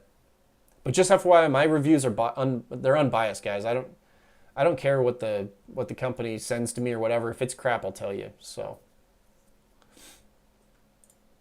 yes, I told you. Well, you may not have been there, but yes, I have an AC500 I have been testing, and the B300S. It is a wonderful unit. Yeah, it'll be online. You have to buy it online, the 10 gauge wire. Someone sent me an email saying, hey, I found some. And I was like, oh, really? So yeah. The Montech is awesome for portability like that. grab and go, that thing is killer. I'm a little bit more excited for the future LFP version. I think it's going to be a pretty big. But you guys know I had that horrible experience with the battery blowing up. I don't care how safe it is, guys.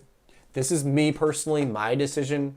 You guys can do whatever, but I am just staying away from NMC batteries as much as possible. And I was watching a Will Prowse video that came out about 2 weeks ago, I think. He was bragging, he was talking about something. Yeah, it's the one where he compared all the 48 volt batteries all at the same time, like all different brands. And in the middle of the video, he said, I do not have one NMC battery on my property because I do not trust what would happen if one of those big batteries goes off. So that's Will Prowse for you there. So that's his opinion. You've heard my opinion. You guys can make your own decisions.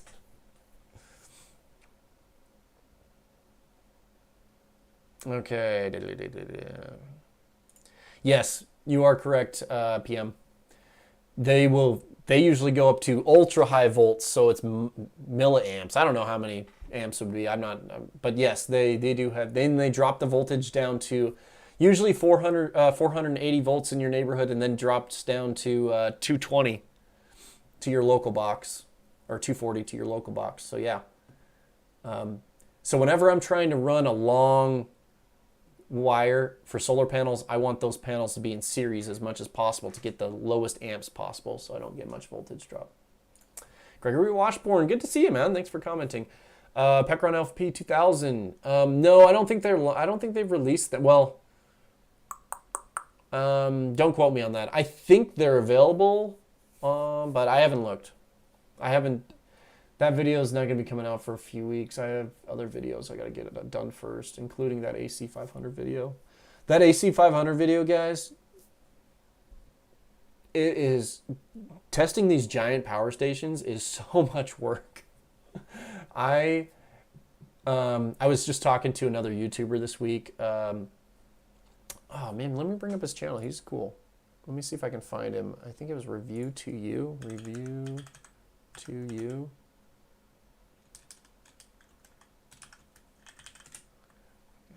Hope it. And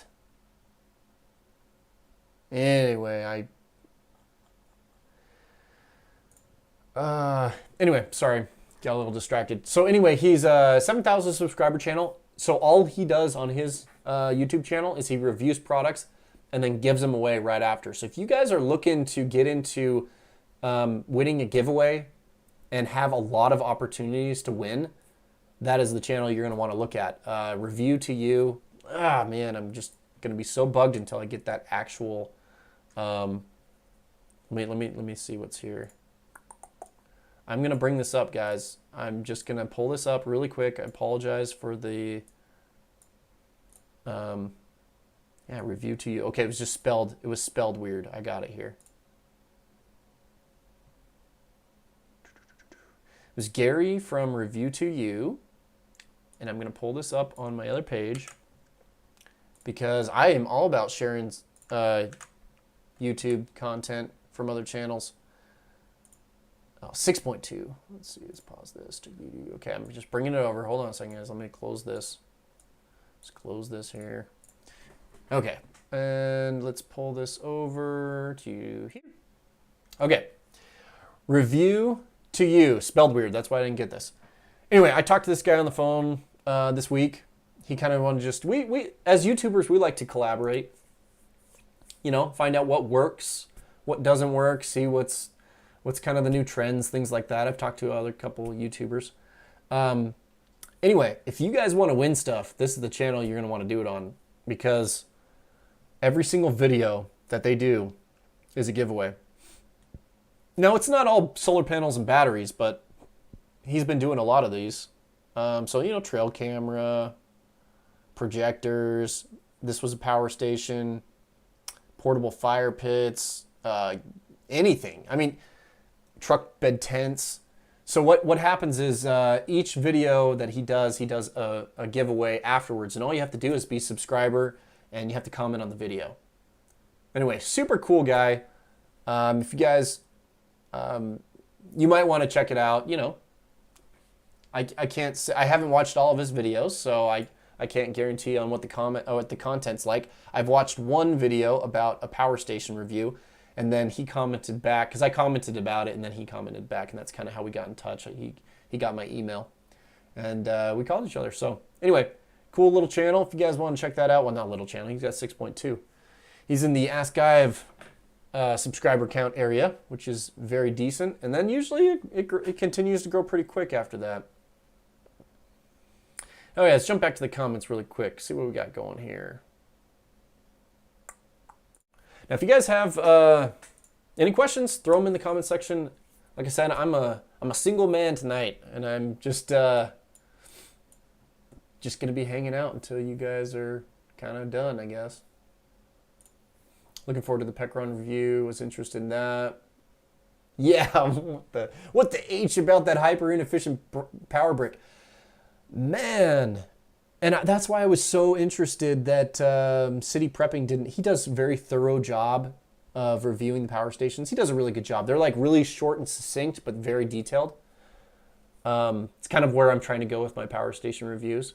And the last couple ones, I've cut out 10 minutes, guys. I've cut 10 minutes out of these reviews. So I'm getting there. But anyway, pulling the Pecron power station wall adapter, it's huge. It was pulling 1,300 watts, 12 to 1,300 watts from my wall, and only putting 400 watts into the power station. So I will have to test that. Good night, Mark Buffer. Thanks for joining. Solar on. Solar on. John Tate, when you use the AC300 hooked up to your transfer switch to run various circuits in your home, how did you get around to the floating neutral, which I have also run up against the AC200 Max?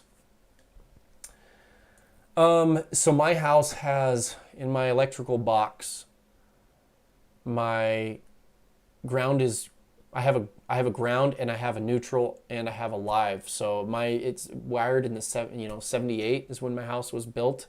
So I don't know if that's different from new homes. I haven't noticed any issues running any appliances. I will tell you, sometimes I get a weird issue when I plug my power station into the wall at the same time as plugging those circuits. They are completely separate, but it'll give me an error. Like I get some grid fault or something like that, so that might be a problem where they're grounding each other out somehow.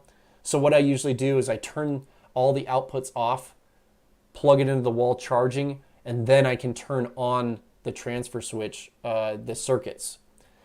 But I'll tell you, I rarely ever charge off the grid. I just don't see a purpose to that, and I don't want to pay for that electricity. So I don't have much experience trying to run them at the same time. Maybe I need to experiment with that a little bit more. But I'd say using the AC300, the AC200, and the AC500, the only time I've ever run into an issue is when I go to turn wall charging on at the same time as having the circuits turned on with solar coming in. Sometimes. It's not every time. Sometimes it'll just throw a weird grid voltage error. So yeah, not exactly sure. I personally just don't run it off the wall, and I only run off solar. So that might be my problem, is I'm not testing it out enough. If anybody has any other thoughts about that, I would love to hear it. The problem is people that test the power stations, and I'm probably following the same boat, is I don't have every single use case that everyone out there is going to do. And so some people may use these differently. I personally hate to charge from the wall. I'm not going to, if I got solar coming in, I'm not going to charge from my wall at all. I'm not going to pay for that power. So that's why I don't have these plugged into the wall. I have enough batteries stored up that I can just dump power into it if I need to without plugging it into the wall. Hopefully that helps your question. What's a real example of voltage drop? 20 volts, 10 volts. I have not tested exact amounts, and I probably need to. That's why I said I was going to probably make a video about voltage drops. So what I would do is I would go to my shed, plug a power station into the shed, see how many watts I'm getting and what volts I'm getting, and then come into my house after the 35, 40-foot cable, plug it in here. Actually, it's probably a 50-foot cable at this point. Plug it in here, and see the wattage difference. So when I have good enough solar conditions to test that and it's not 100 flipping degrees, I will do that, because I don't get, when it's 100 degrees, I don't get quite as much solar output. So that's kind of annoying, right? But it's come down a little bit, so now I'm getting more solar in. So like today I was getting around 1400 watts, which is pretty decent. But I will give you perfect examples of voltage drops. So let me write that video idea down, dude. Thank you so much for bringing that up again. Okay, so voltage drop video. And I will compare it, and I will see how much does 12 gauge wire get you over 50 feet running 900 watts through series. Hey, thanks guys for sticking on the video. By the way, if you're on here, please give me a thumbs up. I would love to get some thumbs up on the video. I only got 33 likes on here, guys. Come on, let's get some more on there. I'm giving out some wonderful questions or answers to you guys' questions. The thumbs up really help this the stream get out to my viewers and other people that want to watch these. Live streams never get a lot of views. That's just how it is. Because people just don't want to sit around afterwards. Like a lot of times what I'll do is I'll have a live stream running in the background and I just listen to it. But a lot of times I don't go and watch someone's full live stream after the fact. It's just what it is. I don't have, usually if I'm going back and watching them, I don't have a lot of time to listen to that stuff. VDL 1228 1000 lithium. Okay, so that one must be similar to the other one. VDL, that might be similar to the I4 way.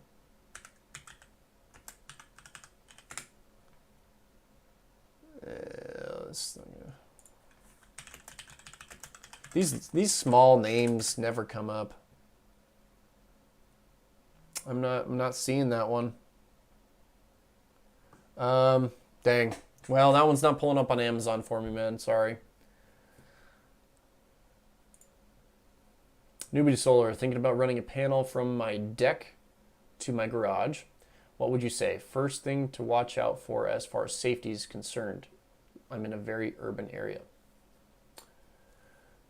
So are you thinking like dogs are gonna chew on it or something, or people are, kids gonna mess with it?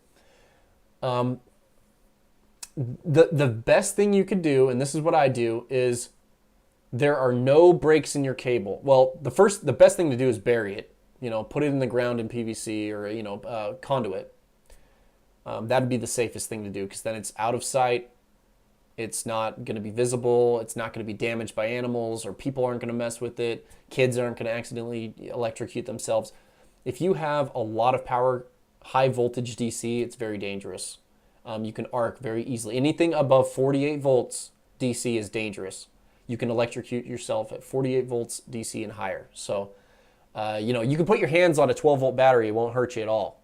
You do that to a 48 volt battery and you're going to feel it. I wouldn't recommend that. I haven't tried it, but I've heard that 48 volts and above is where your body will then, your body becomes the pathway to arc that battery. So what I would do is, if you can bury it, do that. That would be the easiest thing. I have not buried mine yet. I do have plans to do that. The next safety concern I would say is make sure there are no disconnects from your panels all the way to where you're going. So that means like your MC4 connections come straight out and it's a solid wire connection all the way to where you're going. So there's nowhere a kid can pull it apart. There's nowhere where it can be exposed to the elements and somehow, there's a lot of things that could happen, right? Dog chewing it or something. At least the connectors I'm thinking about here. But that would probably be my two recommendations, is have one solid stretch of wire and try to bury it. How long are you thinking here? I'm just curious how long that distance is. Maybe you're, okay. AC 500 solar input, 3000 watts max voltage. Yeah, so I wish the voltage on the AC 500 was higher, because now the 100, and let me tell you, the 145 volt mark is a very weird level, because your larger panels, like your 72 cell residential panels, they put out like 44 volts. So you put 3 of those, your limit is 3 of those. You can't go any higher than 3 of those panels. Yet those panels have a ton of amps. They'll put out 9 amps, 8 to 9 amps. So you can't run those in parallel, or you're going to just be over paneling too much and wasting power. I mean, you could run them in parallel, but you're just wasting too much power. So you have to stick with, I think, to get the best combination of solar panels on the AC500 and AC300, you have to stick with 100 or 200 watt panels in series and parallel combinations. You can maybe do like, just stick to the 20 volt, the 12 volt solar panels, but they're, 20 volt output. That's probably going to be your best bet. I did like how they upped the amp limit from, I think it's 8 amps up to 12 amps. I ask about voltage drop because if it's like 1 volt, then who cares? No, it's definitely more than that, especially under a load. I mean, I'm thinking I'm losing like 100 watts, 200 watts in my wire. I mean, I'm sure I'm losing a lot of power through my wire. So I will, if it's a lot, then it may be worth for me to upgrade to 10 gauge wire. So I will definitely have to find out.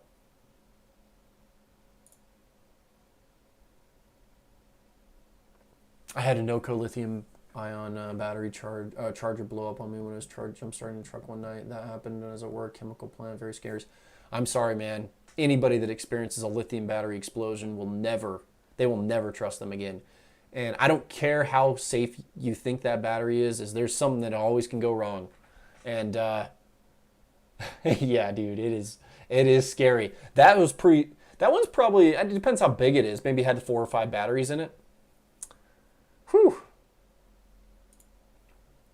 Measure the voltage at the solar panel in line with connection to the power station. Suggests using a Y adapter. Yep, so you can measure what's under load. Yeah, I was talking to Ask Ive about that so that he could measure it under load, because open circuit voltage measurements at the panel and at the power station are nothing. Those will be the same basically because there's no load. But once you get a load under it, that's where you could measure it at both ends and see what you're getting. So yes, I will be doing that in the video. John note there, wide parallel.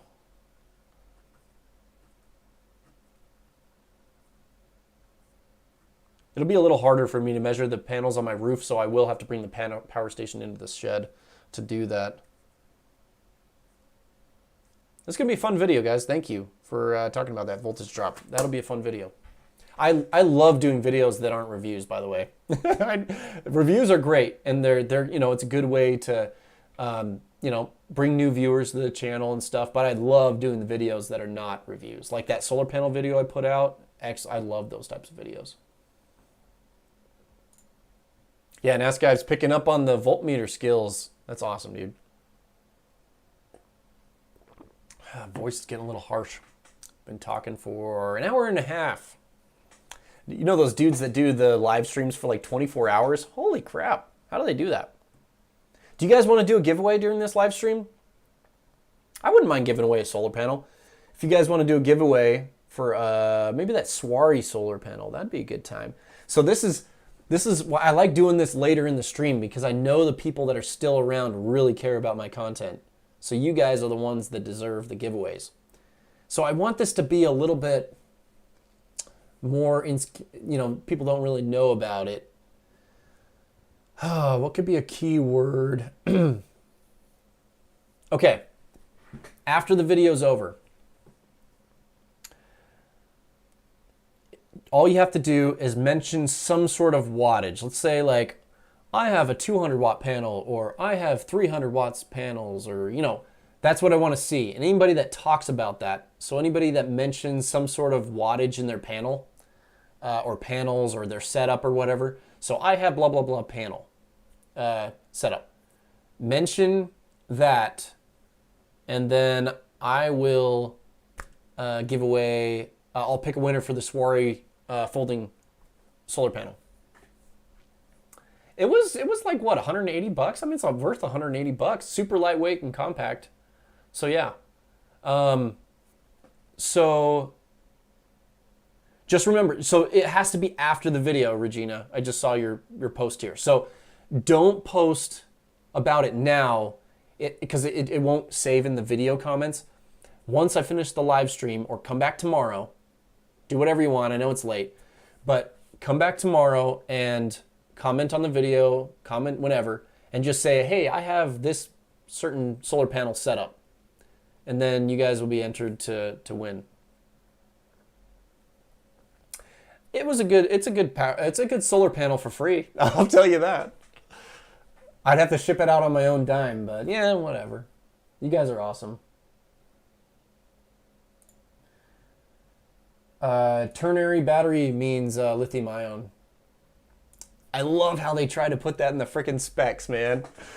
These like I'll have a couple companies reach out and they're like, it's a ternary lithium battery. And I'm like, oh, you mean a lithium NMC battery? Okay, yep, it can explode.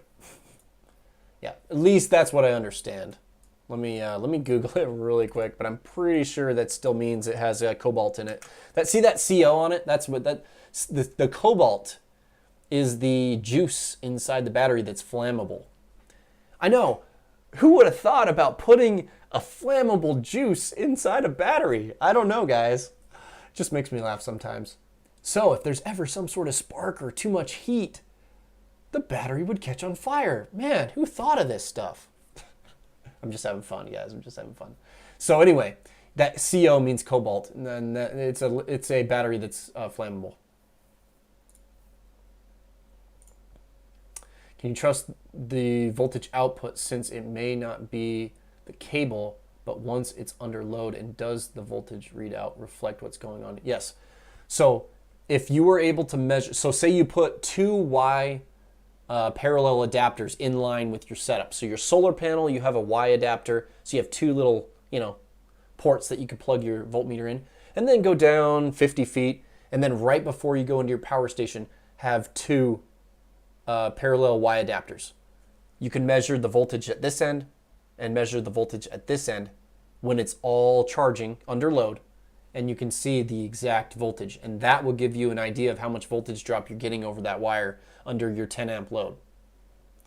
And I think we are going to be surprised that we're getting a lot of voltage drop. Okay, X-Star SB100, EB55, multiple MPPT charge controllers, 2 perfect sunny days, top. Oh, 86 watts? Ugh, call them, dude. Reach out to them. They'll replace that.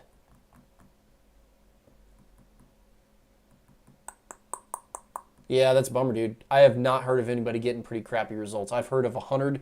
Some dude told me he was getting 120 watts consistently. So, very impressive. Glad to see you guys are still on here. I'll get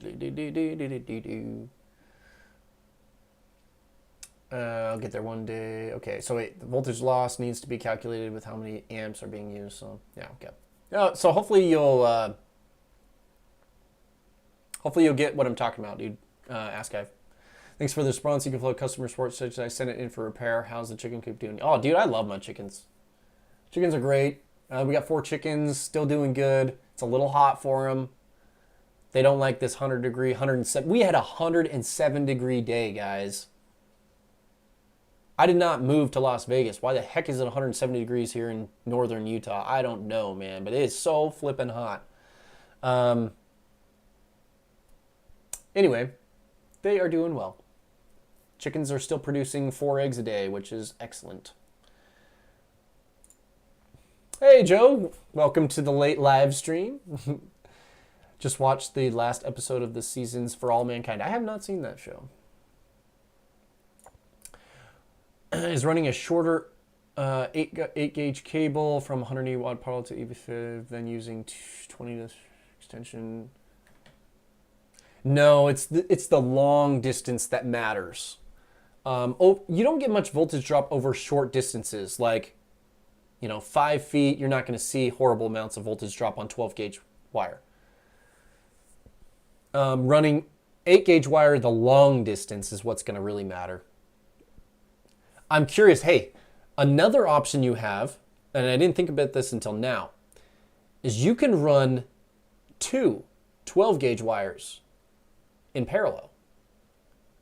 As long as they are the same exact cable, and as long as the distance is the same on each of them, you could run two 12 gauge wires to separate the load in amps out. So that might be something you want to invest into, or at least start looking into. I have done a lot of parallel wires before. When you guys have seen my charging setup, I'll have like that 100 amp hour DIY battery. I run, to charge at 80 amps, I run 4 sets of 12 gauge wire, and that ties up to 80 amps. So I didn't think about running multiple sets of cheaper wire. So you'd have to do some research if 8 gauge wire is more expensive doing 100 foot or whatever of 8 gauge wire versus 2 sets of 12 gauge wire.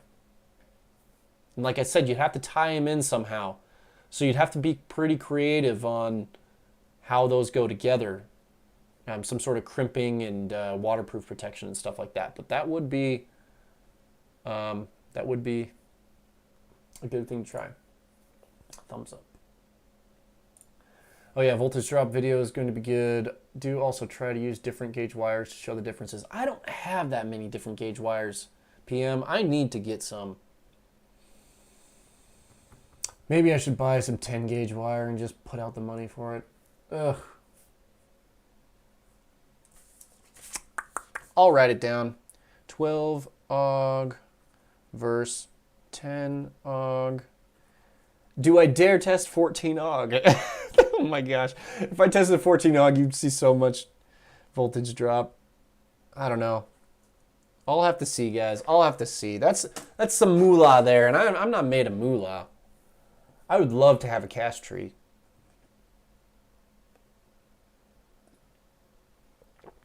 Boom, boom, boom. Let's see where we're at. Oh, yeah. Looks interesting. Got to check it out. Hey, Steve's still on the stream. Good to see you, Steve. He was a winner for my EV70, right? You got the EV70. Thanks for the thumbs up, guys. And everyone has so much. I even have so much to learn, guys. People brought up voltage, open circuit, changing at temperature levels. I had never looked into that. So thank you, guys, for teaching me new stuff.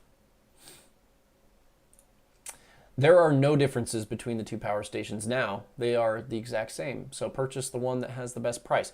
I have heard great experiences on the FF Power support group. There's a guy named Bob in, where does he live? Ohio or something, I think. That's where their repair facility's at. I've had multiple people, not kidding, I've had multiple people mention that Bob is excellent. So I know PM's had experience with Bob. The Alcatel, I don't know if they have a local repair place, but the Alcatel is a little bit... So Alcatel makes the power station, and FF Power is buying it and rebranding it. So I think there's some sort of fee there, and that's why you'll see the FF Power is usually priced higher than the Alcatel. Now, I'm not sure about the Grisel, the Ace Volts, and all that stuff. From my understanding, I thought Alcatel was making this power station. Now, with these other rebranded ones that are very similar, I'm kind of curious if Alcatel's really making it. I would love to know that. Yeah, AC is less lossy over distance. That's why I was kind of like, well, maybe you could run an extension cord all the way to your house on 120 volts. But it'd have to be like maybe a 10 gauge 120 volt extension wire. And then you could run some appliances there. But then you're going to think about your solar panels and your power station in some sort of shed thing. And it's in the elements and the cold. And yeah, it's not perfect. Patrick, thanks for the response. I can bury it in the ground. Oh, yeah, all concrete. Yeah, 20 feet's not bad. You should be fine. Just make sure there's no connections that kids can pull apart or something. You'll be fine. Hey, I love the Bouge RV 100 watt panel. That was excellent. So the benefit to the 100 watt Bouge RV panel is it has a higher voltage. And I always, if you're going with a 100 watt setup, you always want to go with the highest voltage panel that you can. That's a 12 volt panel. And that goes back to my video earlier today. Yeah, I think I put out that today. Yeah, I put that video out today, man. But basically, you want to get really close to that voltage cutoff so you can have high volts and low amps, and then you'll get more watts into your power station. Nice.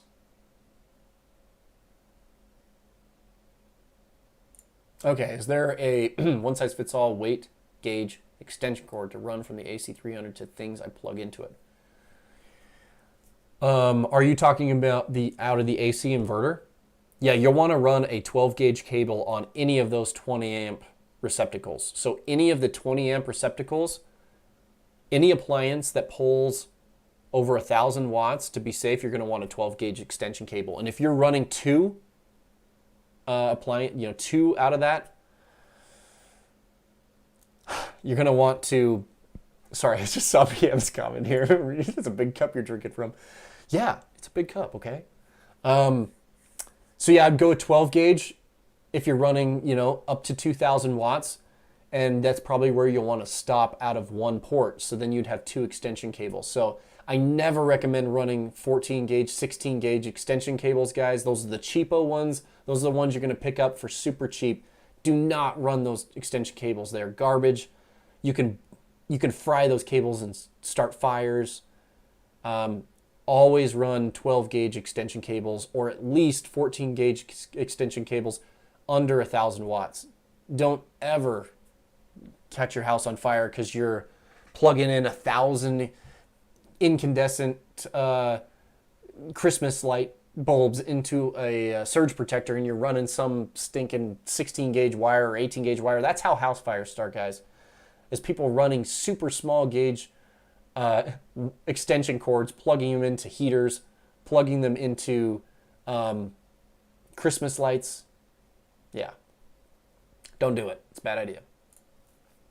Okay, if you cannot get the lower gauge wire, you'll need to have to thought about, okay. Oh yeah, so William, I'm getting a little behind in the comments here, obviously. So yes, I did talk about that.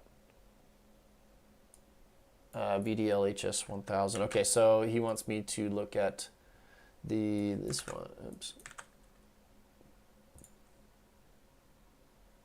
What the heck, man? Why am I not seeing this? Let me try one more. It's the same one, dude. It's the same one. Okay. Yeah, it's the same one. Look at this. Okay, yeah, so I was talking about this one earlier in the stream. So obviously they are rebranded. They're slightly different. But yeah, the i4-way or the VDL. Look at that coupon, man. 120 bucks? That's pretty decent. Big cup drink. Okay. Let's jump back. Let's jump back to this main screen here. Oh. Well, hopefully you guys are getting... Oh, you're seeing a little bit more of my normal personality on on the live stream. I don't know.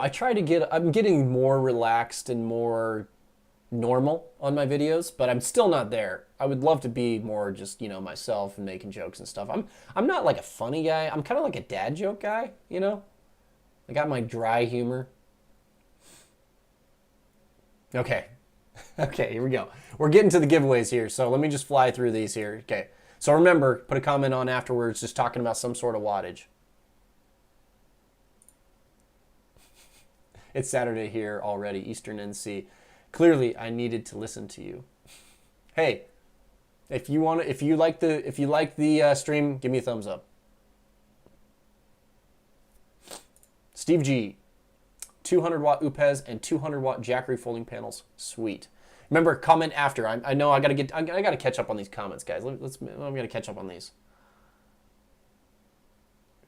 Never connected those dots to our 2. Yes. Okay. So you got that comment. Amazon Alcatel 200. Yeah, they're exactly the same power station. Alcatel and FF Power. Never gotten over 100 watts in my XR. Okay, yeah. Okay, so let's talk about my solar panel conditions versus everyone else's. It seems like a lot of people are that talk about my videos are in maybe the southern states or mid US or even the East Coast that have very humid and low elevations. I am in a desert climate and I have no humidity and I'm high elevation. So I think those three things really help for my solar production. I don't have humidity to slow down. Believe it or not, that water vapor in the air affects your solar output. Also, I'm higher elevation, so maybe it's less atmosphere that the sun has to go through. I'm right around 4,500 elevation, feet elevation, so pretty high up. But yeah, it gets hot here, so that'll affect my solar panels. But I'm guessing that's why I get more solar results than Ask Ive on my panels. Like, he'll review the same panel, and then I'll review the same panel, and I get more output. And I guess it's just because I live in a dry, high elevation place. I'm guessing that. I mean, thinking about longitude, latitude, and stuff, I'm sure that has a little bit to play with it. But I'm like, Wasatch Front, Utah, so I don't know. I'm pretty far north, so I'm not closer to the equator than, well, I might be equal to the equator as him. I can't remember. Did you say what city are you out of, Ask Ive? If you're still on here, what main area? I don't care what city. You don't have to tell me your city, but what main area are you out of? And then maybe we'll line up a latitude or longitude. Oh, he's getting tired. No, they're not upgradable. The Alcatel or FF Power, they're not upgradable. EB240, unfortunately, it does have lithium-ion pouch cells. It does have an NMC battery. I've never seen any of them ever, blowing up or anything, but they do not have lithium iron phosphate. What's the best way to run a well off-grid? Lots of batteries. You'll need lots of batteries because, well, it depends how big your well is. Have a lot of solar. Oh, man. Have you ever watched Red Poppy Ranch? Red Poppy Ranch is an amazing homestead. This guy is amazing. I love this guy. He's close to me in Idaho. Let me bring this guy up. If you guys have not seen. So the thing that I like about this channel is that, let me bring it over here. Okay. The thing I like about this channel is he is fully off-grid, 100%. So he deals with the solar. He deals with the well pumps. He deals with the water. He deals with all this stuff. And every single video is just, I love their videos. Yeah, sometimes they're a little, you get some that are boring, some that are good. But yeah, I love Red Poppy Ranch videos because if you want to see how it's truly like to live off-grid and the challenges they experience, you need to watch some of these homestead videos where they are living off-grid. And you'll get a real feel of what you need to run a solar pump for a well, a solar panel setup for a well. So that's why when you ask that, what's the best way to run a well off-grid? So what he does is, I believe he has around 500 watts of solar. He has a solar charge controller and a battery system, and it just runs that. So you're going to have enough batteries, enough battery capacity to get through the night and probably a few days. So if your well's pulling 200 watts, then you're going to want to plan for maybe 20 hours of no charging. And so that would be 20 hours times 200. That's going to be quite a bit. I'm not doing math on here, guys. Sorry. That's 4,000 watt hours of power usage. So you'd want at least 4,000 watt hours of capacity on your battery setup. So that's going to be like 400 amp hours, somewhere around there. It's going to be expensive to want to. It depends on your power usage, but from my understanding, some wells even need 240 volts. So is this a 120 volt well? I don't know. You haven't told me that. 7 chickens, 1 rooster. Nice. I don't have any roosters. We're not allowed to have roosters. But 7 chickens, I bet you get a lot of eggs on that. Could one have unlimited panels to achieve full charge input on cloudy days, staying within power station voltage limits? I'm guessing it's possible. I mean, on cloudy days, I'll get around 300 watts out of my, like on a full overcast day, I'll see around 200 to 300 watts out of my 1,700 watt array. So yeah, you could, but but I don't know. It's probably not worth it. At that point, you may just want to look at some other options like wind turbines or gasoline generators, diesel generators. There's a lot. I don't know. It depends how many clouds do you have in your area. Sometimes you just need to compensate by 1 billion solar panels to get what you need. That's what some people just have to do. I'm lucky enough in my area, I have a lot of sun. Except for this summer, I've had a lot of rain this summer. You dare test 14 og. Yeah. 12 gauge, yeah. Thanks, John. That is an excellent amount of resistance per 100 feet. Does that matter per the, well, I guess ohms, resistance, and then as the amps go up, you're going to see more, but I appreciate that. There are definitely calculations you can do to get the exact voltage drop, but I always like to show in my videos real world, results and stuff, so I think it would be a little easier to show exactly what the voltage drop is, but yes, I could do calculations to see. And if you guys know my father-in-law, Jeff, he does all that. He does the maths. He does that. And I just need to be better at doing that too.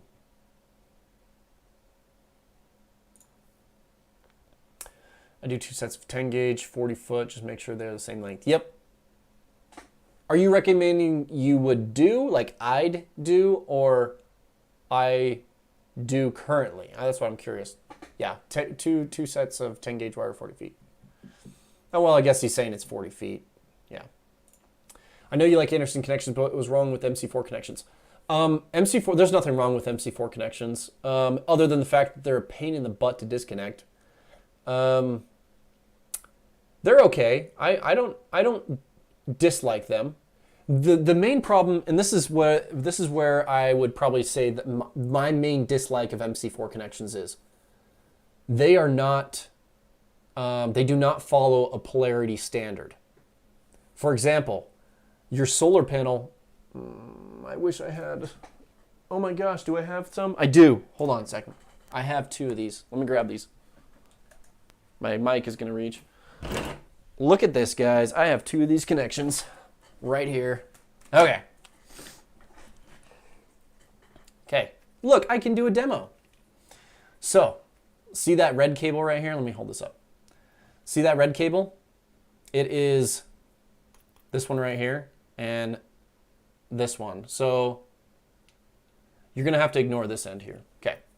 So let's say this is my positive wire, like it's labeled positive. And then look what goes into it. It's the opposite connection. And then look at this one. This one's labeled, well, it's actually not labeled. Sorry, it's really hard doing this backwards on the camera, by the way. So this one right here, this is my negative connection. This is my positive connection. But when you get this cable up next to it, they're reversed. So sometimes this is a positive connection, and sometimes this is a positive connection. And it's confusing if you don't know which direction or where your source of power is. So what you always want to do is follow your power source from the solar panel. So you follow the positive wire all the way down, and then you can know which one's the positive and which one's the negative. And what I like to do is I like to label them. So the solar panel, so I take a silver Sharpie and I mark it. This one's obviously easy to tell because it's a red wire, but a lot of these are black. Like this is a black wire. A lot of them both come with black wires. So I love when a power station and solar panels come with a red wire because that helps. But what you have to do is you have to follow the polarity all the way down the line with MC4 connections. And it gets confusing. And I've had people, connect up the wrong ones. And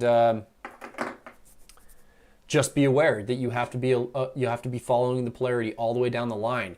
And sometimes, like for example, these are 2 that I hook up to solar panels. This one's labeled. Look at this. So these are both positive, right? So I use these on solar panels to go from, back off. These are my MC4 to Anderson connections.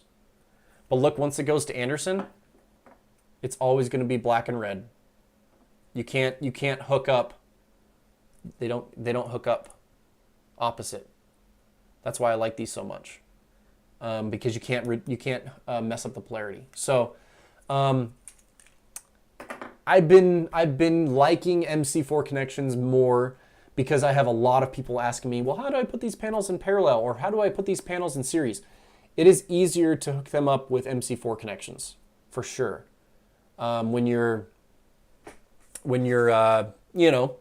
messing with panels.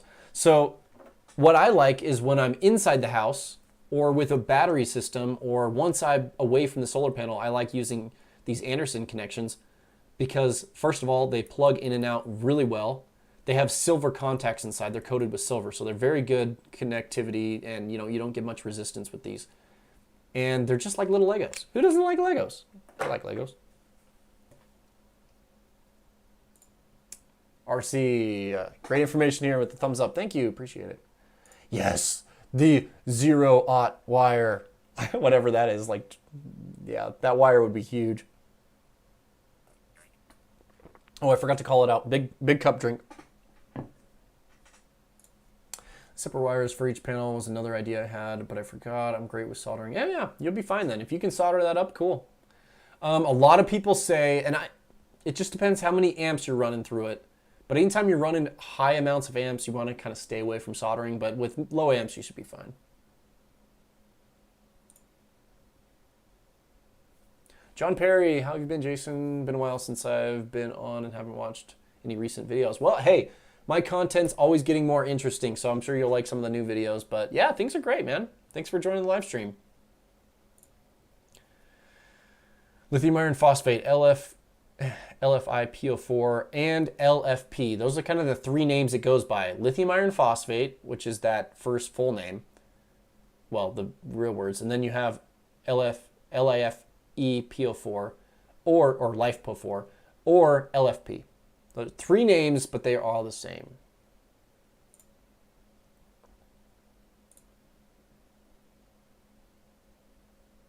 Okay, yeah, thanks, John, for clarifying that. Obviously, it makes sense. With the sine wave, you do have peaks of voltage. So, yes, thank you for clarifying that. I am not a pro in electricity at all, so I always love these little reminders that people put in, or little facts, or bits of information on the live streams for sure, because it's kind of hard. You don't get that much in the videos, and I don't get to interact with you guys in the videos as much. That's why I really like these live streams, because I got to work with you guys, At least everyone that, that really connects to the channel, I get to work with you guys in here, which is really cool.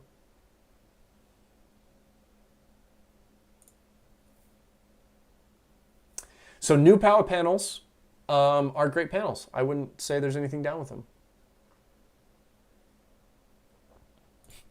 Your hair looks good today. Yeah, man. Good old boy. I've never seen his videos, I don't think.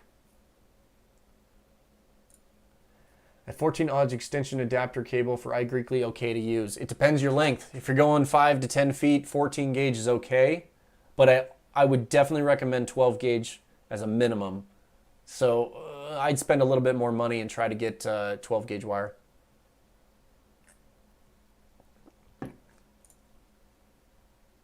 I get 10 to 15% higher solar output when I'm on my own mountain than my backyard. The joy of smog and haze. Yes. Western PA. Gotcha. Thank you. So on a horizontal line, how does that line up with Utah? Pulling up your longitude. I'm curious how close it is. Danny the Quad, I'm in South Texas. Does it mean humidity is a factor?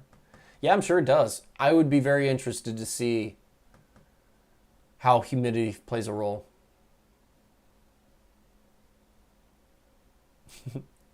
What did the zero say to the 8? That belt looks good on you.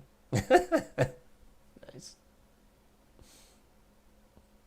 Yeah, temperature can play a part of your solar panel performance for sure.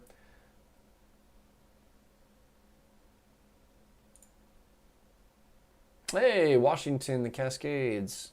Nice. Thanks for throwing out your your locations. Oh yeah, Red Poppy, man. Love Red Poppy Ranch. Let's see. I'm not too far with I'm not too far behind on the comments. Okay, so what precautions should we use with the EB240 since it has cobalt? Just the main 3 cautions that you want to do with any lithium excuse me guys, any lithium ion battery, you don't want to puncture it, you don't want to short circuit it, and you don't want it to overcharge. So Blue Yeti should have those protections in place. And I haven't heard of any EB200s or EB240s or EB120s having any issues. So it's a safe power station. You don't read in news articles saying these have exploded or caused any house fires. It's just something that's in the back of my mind that I always think about if I have a lithium. Like, for example, I have probably in the room behind me, I probably have 8 kilowatt hours of lithium NMC batteries. And if that exploded, my house would be gone. Just cause a fire, not explode. I mean, they would explode, but they wouldn't like blow the house up. It's just, you saw my video. They just kind of blow up like little M80s. So yeah. Precautions.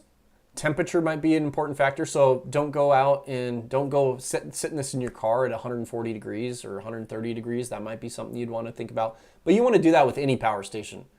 I have not tested the performance of lithium iron phosphate. I know they do not like extreme heat. And in the owner's manual, usually they mention 40C. I don't know what 40C comes out to be. I think it's like 120 degrees, 125, something like that. Someone throw it in there, right? NSW mods, you'll know what 40C means, right? Let me look it up. 104 degrees. Oh my gosh. Okay, well, I've been cooking it hotter than that. Anyway, hopefully that helps on precautions. I wouldn't worry too much about it. But in the future, wouldn't you just feel more safe going with a battery that just doesn't even have that risk at all? That's just how I feel. And with me having so many batteries, that's how I feel. And I think that's why with Will Prowse, he feels the same way, because he just doesn't want to mess with having too many of those batteries on his property. Yeah, I have not had a chance to watch his video. I usually watch them the day they come out. Like, I am a huge fan. I'm just always watching his videos. Maybe someday I'll do a collab with him somehow. I don't know. It'd be fun. He's probably within 2 hours of me. I don't know their exact location. I just know they're in southern Idaho. I kind of have a feeling they're kind of in that corner. So yeah. I'd love to see those panels. Yeah, I think he pulled them off the hill and put them on his roof. I have not watched them. Yep. Thank you for seconding that and thirding that.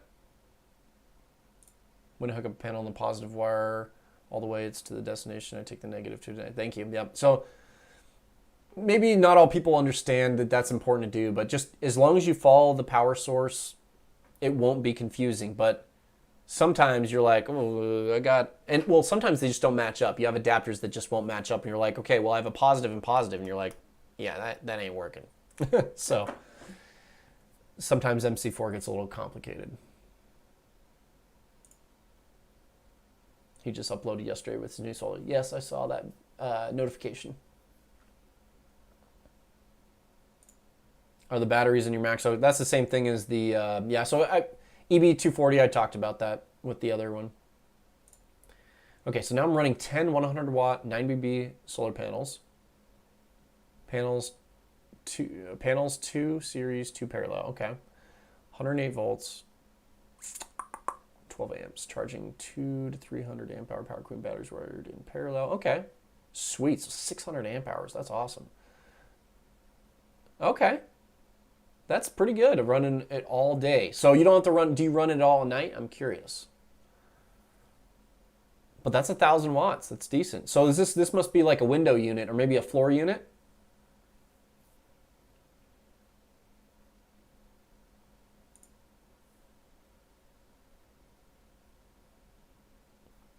More expansion stuff. Yeah.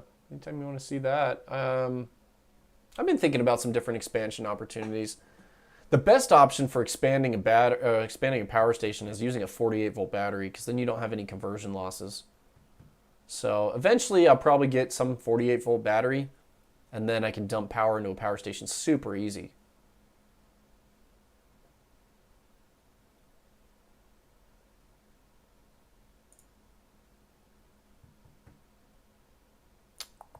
Like 300 watt hour power station connect to a 200 amp hour battery. Yeah, but then how to charge that 200 amp battery through the power station?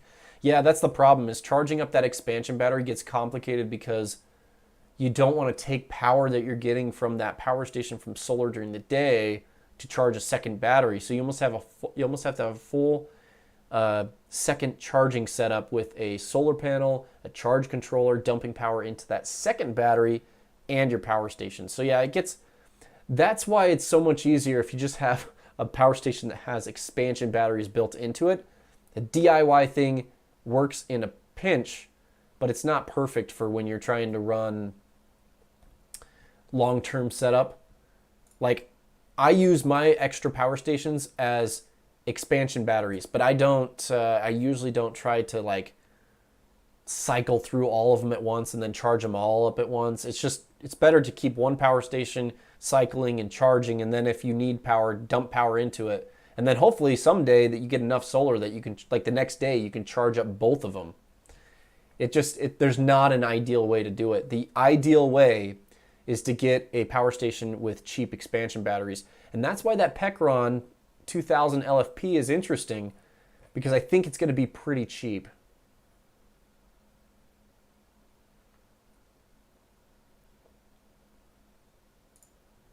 If you want to contribute to the Google Sheet, you need to send me an email, like an actual email showing me the test conditions and things like that of what you tested and what your results were, and then I can add them into the spreadsheet. But I'm not going to share the spreadsheet.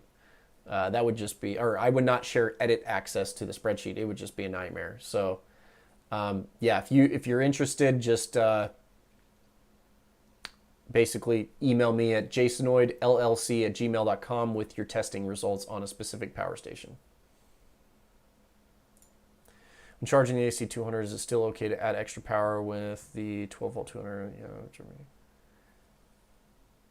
Yeah. So you're talking about dual charging? Yeah, it's totally fine to dual charge. The AC200, you can charge at like 1500 watts and you won't cause issues to the power station.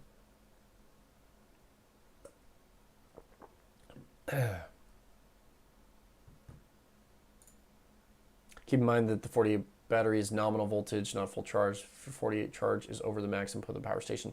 Yes, good point, PM. I appreciate that. I do remember, I was looking at that too. So yeah, 48 volt lithium iron phosphate, I think gets up to around 58 volts at full charge. That's why you'll see the Blue Eddy power stations charging at 58 point whatever volts, because they're 48 volt batteries, lithium iron phosphate, and that's the peak charge voltage for that chemistry. So yeah, you're going to make sure that you can handle 58 volts. I would say 59 volts. Your power station has to be able to handle that much power going into it. Okay, well, we have 56 viewers on right now. Are there any other comments, guys? I've hit the end of my comment sheet here, or at least the live comments that I'm following up with. Let's see if there's anything else I need to talk about. I do want to do a comparison video with the AC200P and the AC200 Max. I think that would be a useful video. Let me know if you guys think that would also be useful. Or do you guys already know enough about those power stations that a comparison video wouldn't be useful? I personally think it will be. I always get questions about what's the difference between the two. Excuse me, what's the difference between the two?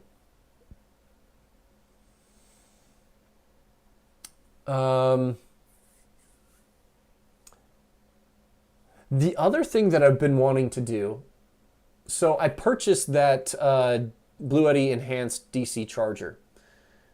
There are a couple videos out there about it, but there's not a very in-depth video. And so my goal is to make a very in-depth video about that charger. So you watch my video, you'll know everything you ever want to know about that charger. Because the videos I've watched aren't super detailed about it. So what I want to do is come up with a super lightweight, like ultra lightweight portable panel system. And I'm thinking about using PVC and those flexible ETFE panels. I know AskGive has a few. I think he has a Renogy one. But I'm just trying to find the absolute cheapest flexible panel that I can that's ETFE, and I'm probably going to come up with some sort of, I don't know, this is kind of in the early planning stages. But what I want to do is have a really portable, like super portable, lightweight system that I can just move wherever I want, and it can sit on the grass and it's not that big of a deal. But I'm aiming around maybe 600 watts so that I can get around 500 watts peak into that charger, because that charger peaks at 500 watts. So yeah, that's what I'm looking at for a fun video. Maybe, would you guys find that one helpful? A super lightweight PVC portable array, a large array, like 500, 600 watts, but it's going to weigh maybe less than 50 pounds. That would be my goal. Is this, just pick this thing up and move it around.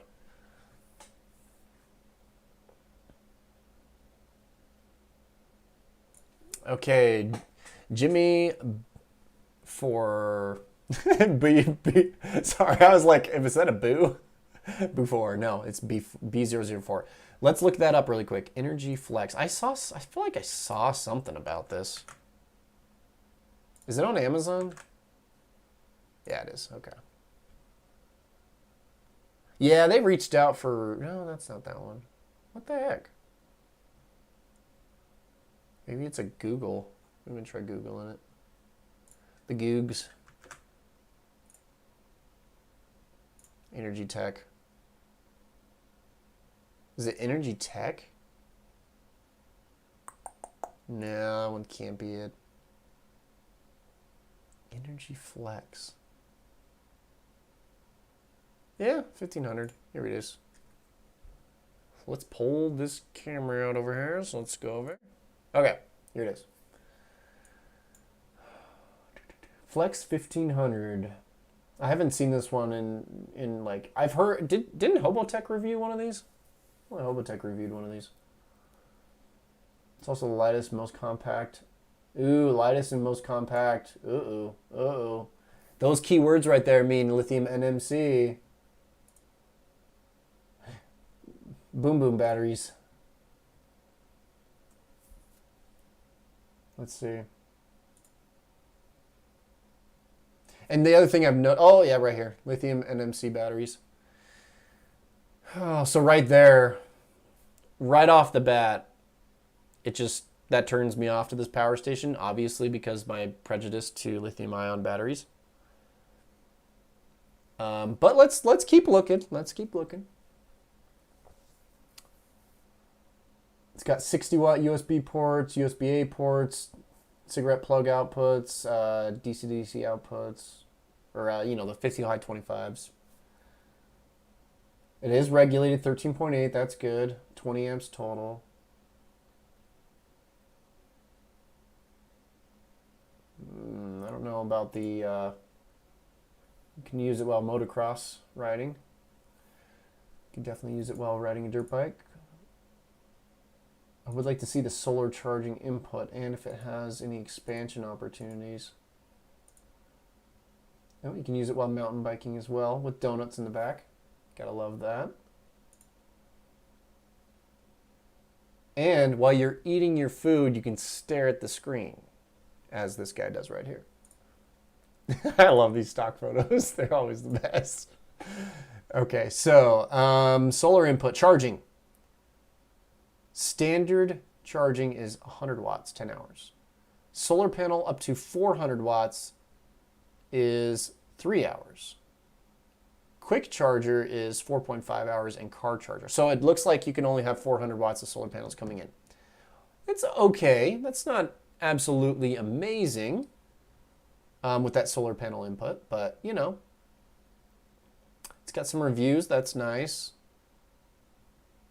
Well, at least it has brand name cells. That's good. Okay, there you go. 14 to 90 volts DC input. Combined, so you can dual charge it with one. Okay, so yeah, I mean, it sounds like a pretty decent power station. What's the price for it? You're paying $1 per watt hour, so it seems that you can get a little bit better price somewhere else on that. Actually, no, you're paying way less than that, aren't you? It does not have 1,500 watt hours, does it? Yeah, it only has 1,000 watt hours. So it is pretty overpriced. Not gonna lie. If it has 1,000 watt hours and you're paying 1,500, then that means you're paying $1.25 or so, which is really high. So just be careful at that price. If you could ever get it for really cheap, I mean, a good deal on this would be $1,000 or less, because then you're getting it for $1 per watt hour. But yet, the cycles have got to be low. They're not going to advertise the cycles on here, will they? Because it's lithium-ion batteries, it's only get around 500 to 1,000 to 800 life cycles, depending on how much they cycle it. Yeah. Anyway, okay, well, that was good to look at. Hopefully that answers your questions about that. Let's go right back here. AC200 Max, yes. I've been very impressed with the AC200 Max. I think it's a very good middle ground between a small power station and the AC300. And the AC200 Max with one battery actually has more charging, more capacity than the AC300. And I think that price comes in at the same price. So.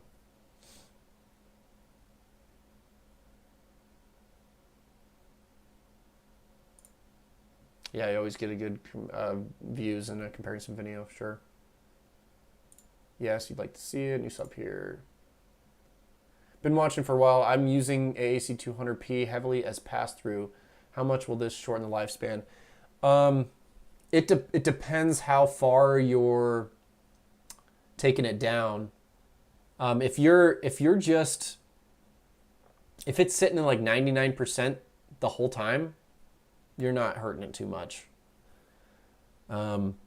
Because you got to think of it like a car battery. Power in is 200 watts, power out going 200 watts. The battery's not really cycling too much. 1,000 watts, even, 1,000 watts coming in, 1,000 watts going out, the battery state of charge is staying the same. Or at least staying pretty close. So I'm not a scientist in that aspect, but in my opinion, I feel like if you're able to keep it charged up within the 90% range and higher, I don't think it's affecting it too much. For example, I run my power station all day off solar panels.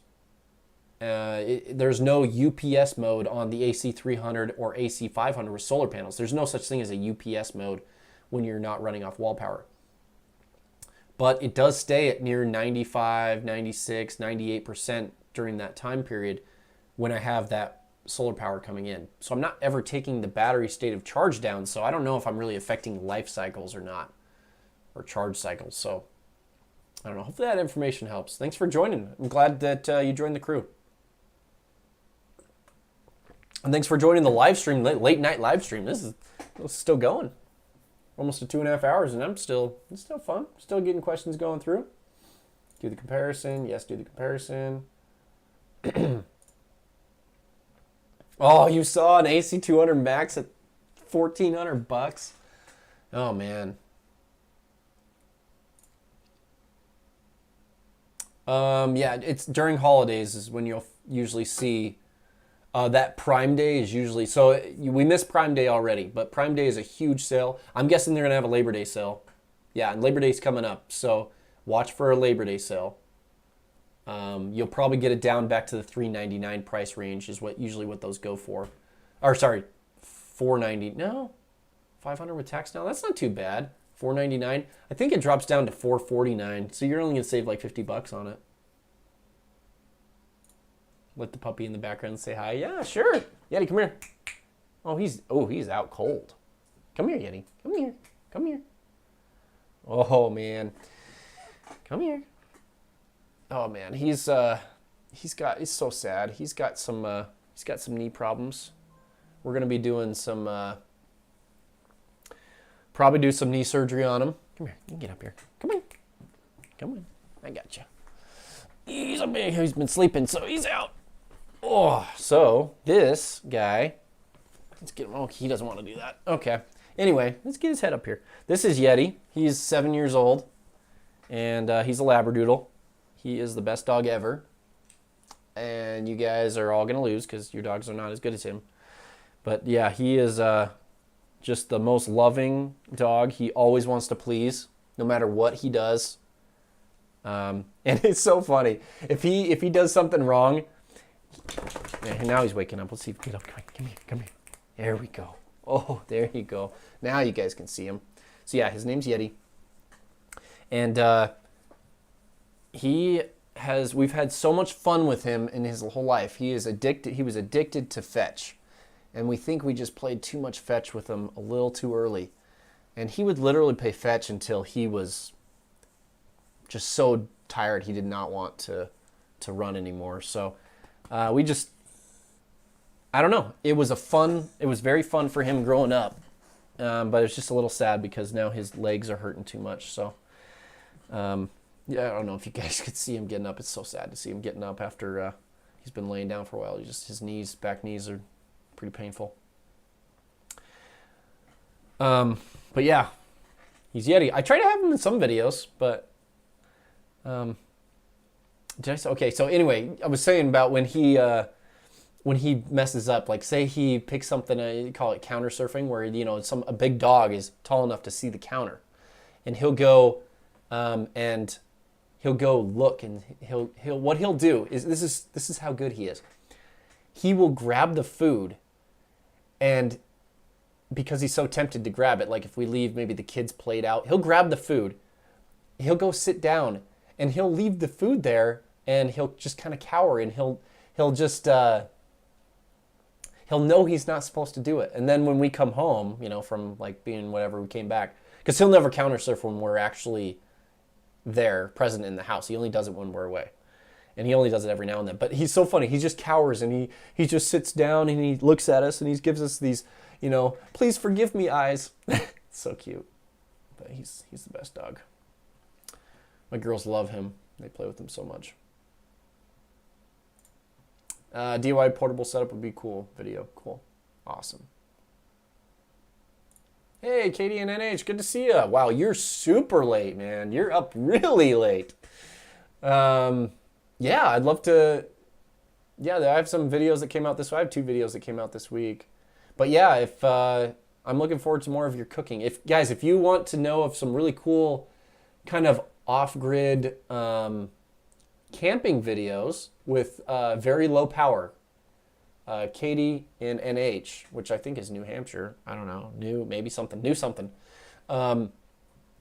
She has some videos about it. She made a cake with a little teeny, very low power usage. I think it was a 40-watt cooker. Very cool video. So yeah, I'd recommend checking her channel out. And I hope I'm talking about the right person. I think I am. I realized I'm like, oh wait, was that somebody else? No, I might be. Hold on a second, guys. Hold on. I might have someone confused here. I apologize deeply if I do.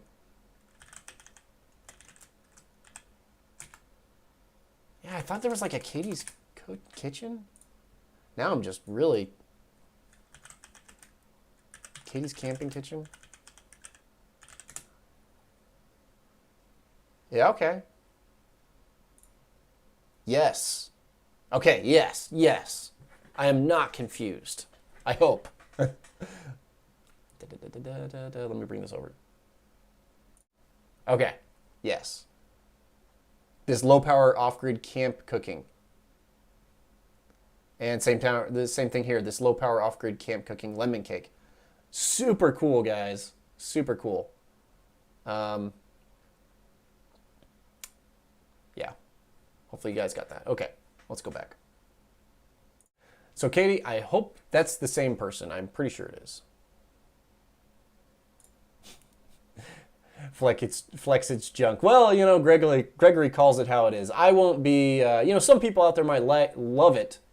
I was just honest about my opinion about the price and stuff, so. Chemistry. So very true.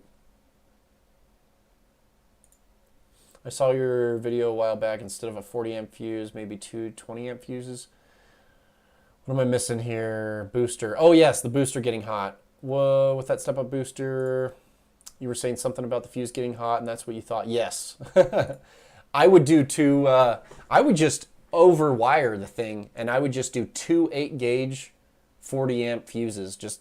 And then they'll never get hot, and they'll never get warm. You'll have very low power loss through resistance. So that would be my recommendation. Who's texting me? My wife's texting me. 2-hour stream. How did it go?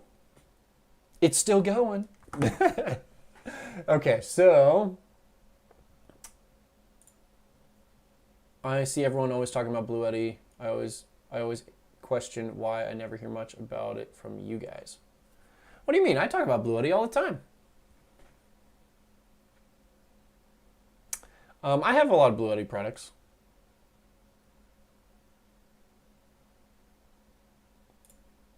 Try the Blue Eddy official channel. They have good sales. Yeah, they do post their stuff too. Okay, so you pre-ordered the whatever the Energy. You must have for $2,400. You must have gotten some solar panels and some batteries with that. I'm guessing. Love the portable array video. Saw a flimsy one on wood one on video. I would build one. I could easily move around in the garage. PVC. Yeah, I think PVC I can make it rigid enough. I mean, it might bend a little bit. But yeah, I think it'd be a pretty cool video if it was like a 500 watt, maybe 550, something like that. Trying to find the panels that work with that DC, that Blue Eddy DC charge enhancer is kind of difficult. The stupid thing only goes up to 60 volts input. So it's kind of bummer. You don't have much to work with. I would have liked higher voltage input.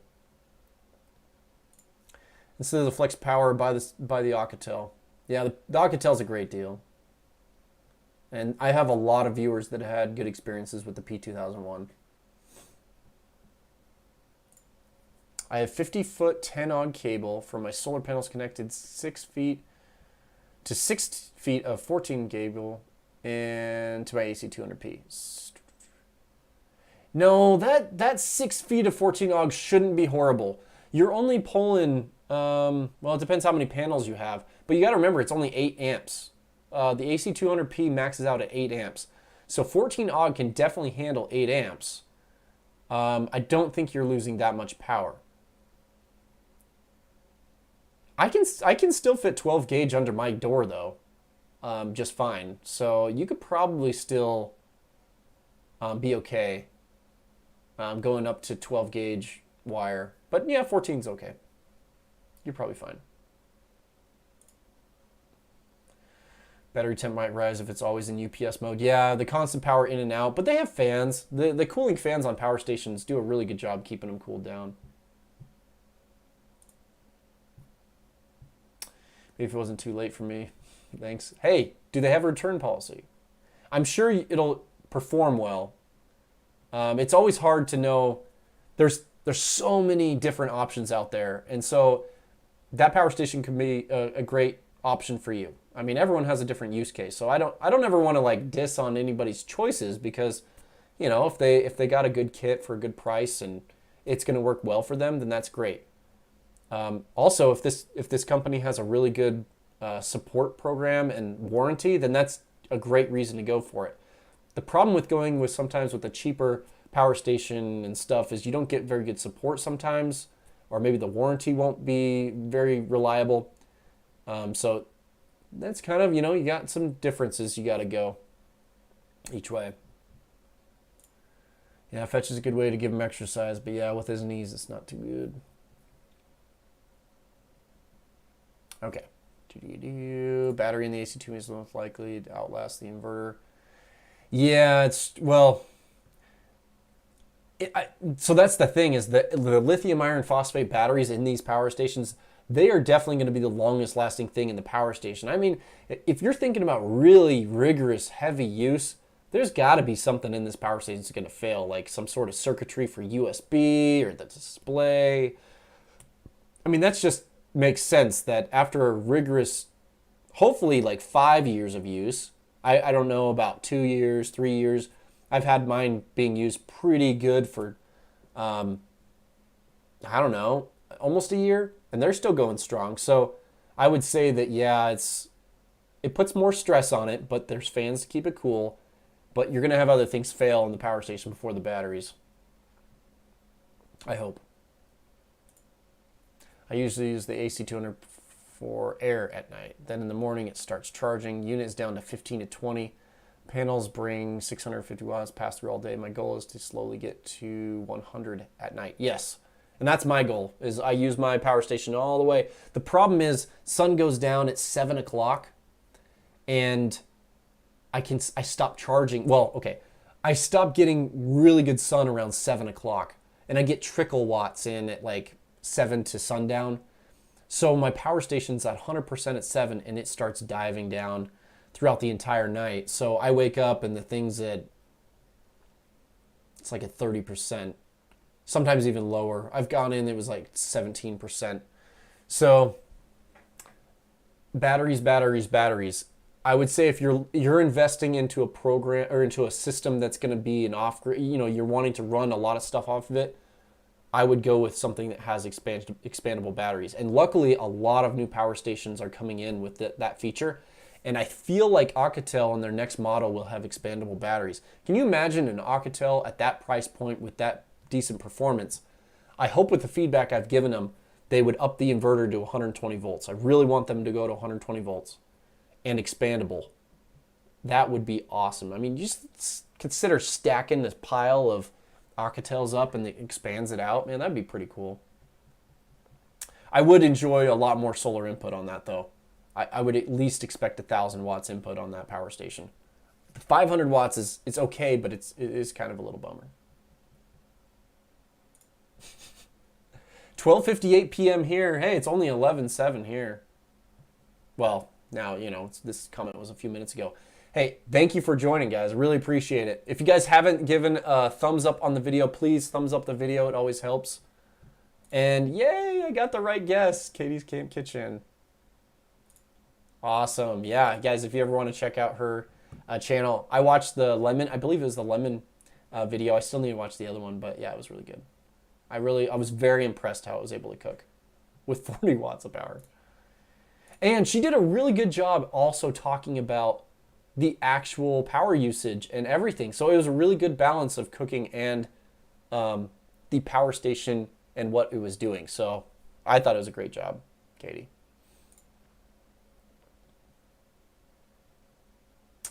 Yeah, and I wish, and I don't know why they have such high parasitic drain. That's my only gripe about my AC300, man. That thing eats through power at night. And I can only imagine the AC500 is worse because it has the same size battery, but it's a 5,000 watt inverter versus the 3,000 watt inverter. So I still need to do testing. So I still need to find out exactly what the loss is. But my plan is just to get so many batteries eventually that my plan is to get 2 of those B300S batteries. I'm going to sell off some stuff, get 3 of those batteries, so I'll have the stock one and then 2 of them. And I think I can get through a solid maybe 2 days on just those batteries. But then I have, 1,500 watts of solar, and then I'll have maybe that other portable panel that I build. So I could really start. And then I want to upgrade my transfer switch so I can actually have maybe 10 circuits instead of 6 circuits. So that's my long-term goal with the AC500 is bigger transfer switch, 10 circuits. And I want to have a little bit more power solar charging coming in. And yeah, we'll just do some experimenting. That's what I'm going to try to do. My goal is to also add a little bit more smaller videos in about just kind of just testing with this stuff. I think people enjoy those testing videos, just the small little testing videos.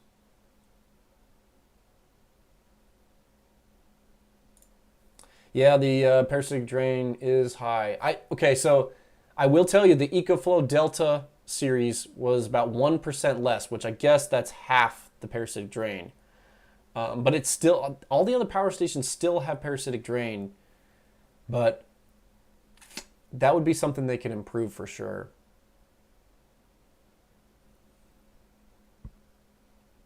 I saw this Apollo 5K. Let me click on this comment here.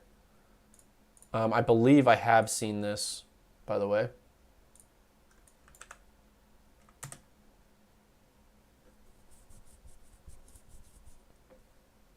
Let me pull it up. I'm just pulling up the other screen here. Website's taking forever to load. There we go. Apollo. Best lithium iron phosphate all-in-one power station available. That is a big claim, guys. Okay, well, it looks like it's got a 30 amp output. It looks more of an industrial design, doesn't it? Flexible, customizable power station tailored to meet your needs. So it does look like it has a... Oh, so this is a different one. Modular. MPS3K and Apollo. Okay, so these are different models here, guys. Sorry for the confusion. Still look. This is the first time I looked at this. Let's look at see if there's anything more about this if I go to pre-order.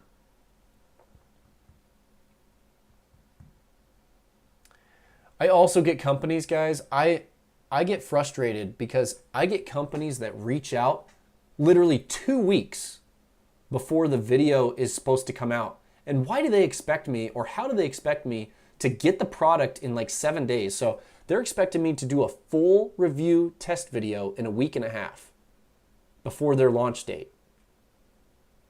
And there are so many power stations that I have to turn down because they do not have the foresight to call someone up and email them 2 months in advance. And it is so frustrating, guys. I'm so sorry that, that I don't get to do all these reviews, but that's why.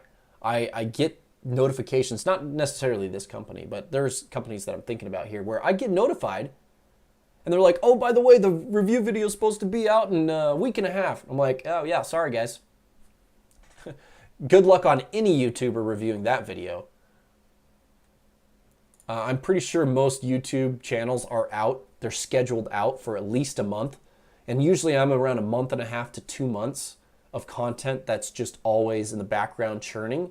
And it's really hard for me to put a video up in front of another video because I'm already kind of have this schedule planned out.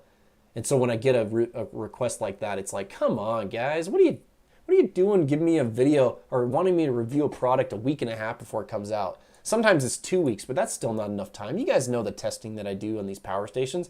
I cycle these like 10, 15 times. I test every single bit of output. I do discharge tests, charging tests.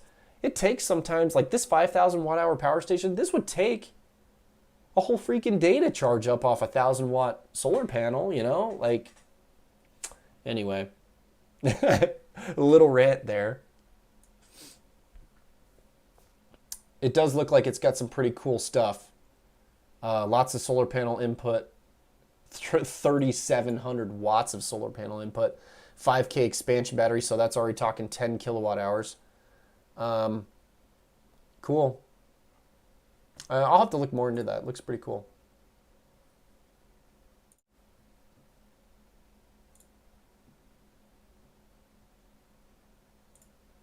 Four 100 watt suitcase style foldable panel, 10 liter battery, warranty, 3 base camp, daisy chainable lights. Yeah, that's cool. I mean, those suitcase solar panels are expensive. They're usually around $300 each. I'm guessing theirs would be maybe $500 each because it seems what they were their pricing scheme was like. Yeah, the battery is lithium iron phosphate. Oh no, sorry, it's not lithium iron phosphate, but that's good. They give you a 10-year battery warranty. Yeah, I don't know why that happened. Contact Blue Yeti support for sure. Sometimes it's just you need to like turn everything off, turn everything on, take it all the way down and charge it back up, and then it'll work. I've noticed a few little weird bugs every now and then with some people messaging me. Not gonna lie, there were definitely a little bit more bugs in this EB3A launch than I anticipated. My power station had the fan noise. That was about it. And the UPS cuts in and out. If it sits on 100% charging, instead of just leaving the UPS function on, it clicks on and off. Click, click, click, click, and it'll just do that. Maybe that was never that fast. It will maybe do that once every 3 minutes. So if you're running a UPS functionality like a router or something, it turns it off, turns it on. So very bad for my unit. I've heard people comment, mine doesn't shut off at all. So little bit of, not everything's the same with this EB3A. I'm hoping they get all the bugs worked out on the EB3A before they launch the bigger ones. This is an assumption that they'll launch bigger ones with the same design. That's what they need to do because that'll keep them at the top of the game with the mid-size units. And I hope they do that, but yes. I'm sorry that you're having issues. I would reach out to Blue Eddy support.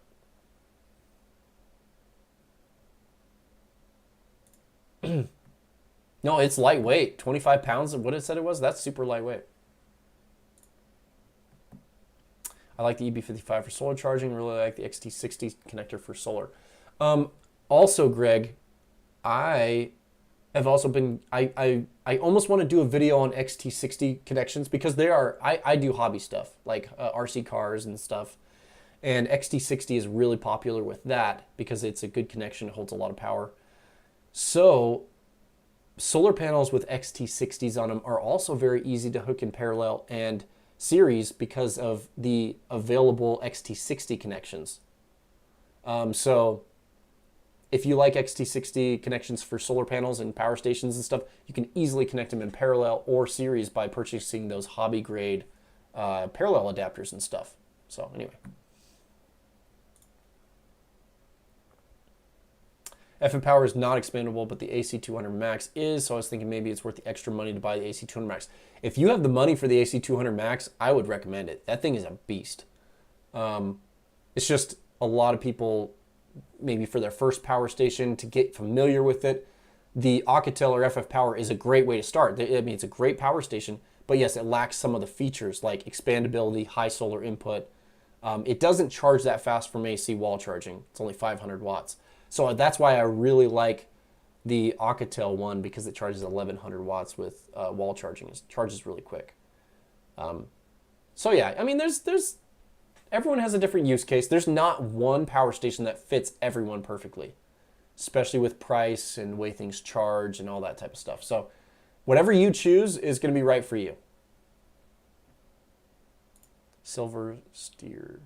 That might have been for somebody else. Oh, okay. I was just talking about kind of how my battery goes down overnight.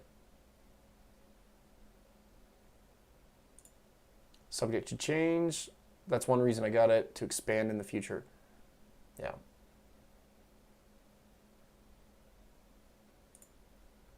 Yeah, it could be the top dog. I mean, I could see Hobotech having a video for it.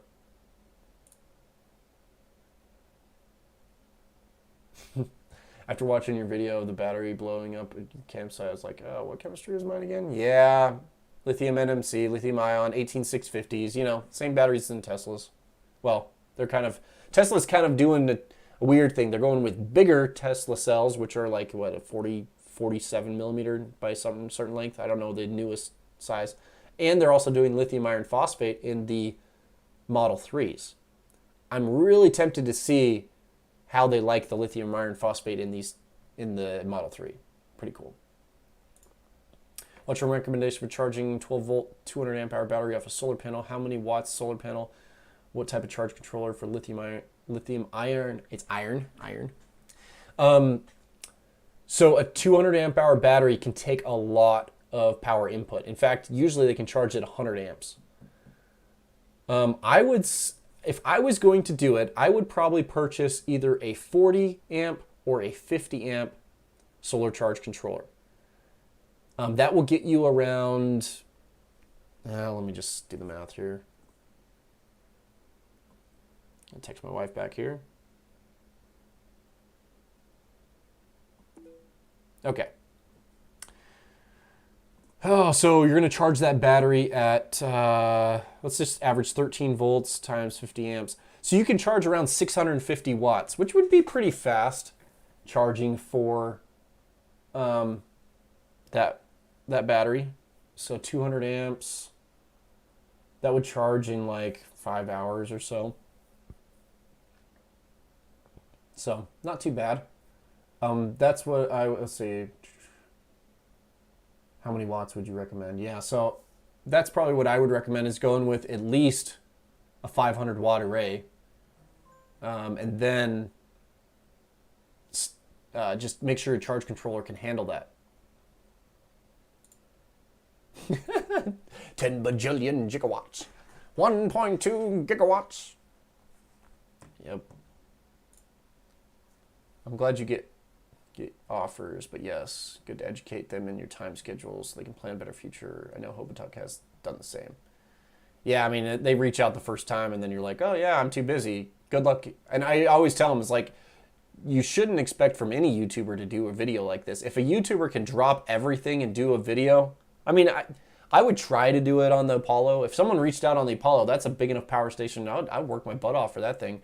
But I wouldn't be able to get the video out in time. I'd have to literally, like, I mean, I have a day job. What would I do? I'd have to quit my job or something to do that type of thing.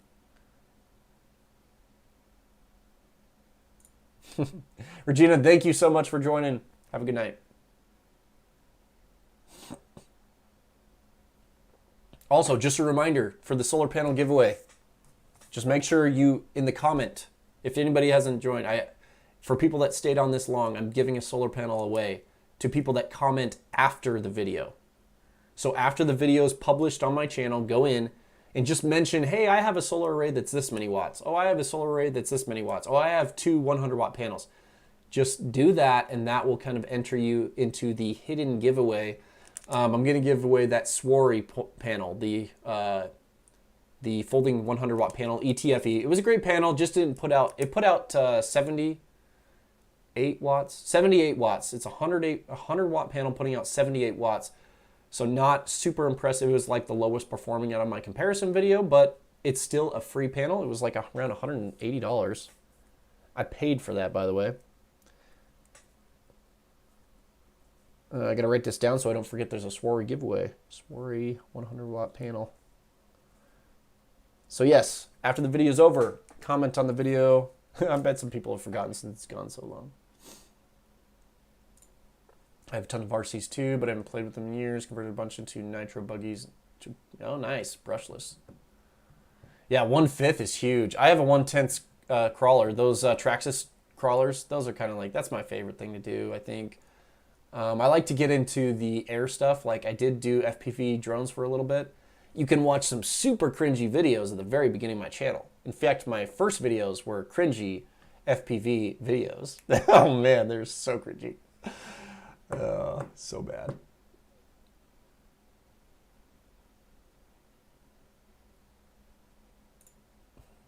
John Tate, I have 2 EV3As. All I can say is update the firmware 3 times before you charge it for the first time. If you do this, you most likely won't have any further issues like Windows Update. Yeah. So you always want to update it, check for another update after it's finished. It's unfortunate that they haven't, kept up with the updates, but all these are sitting in a warehouse somewhere.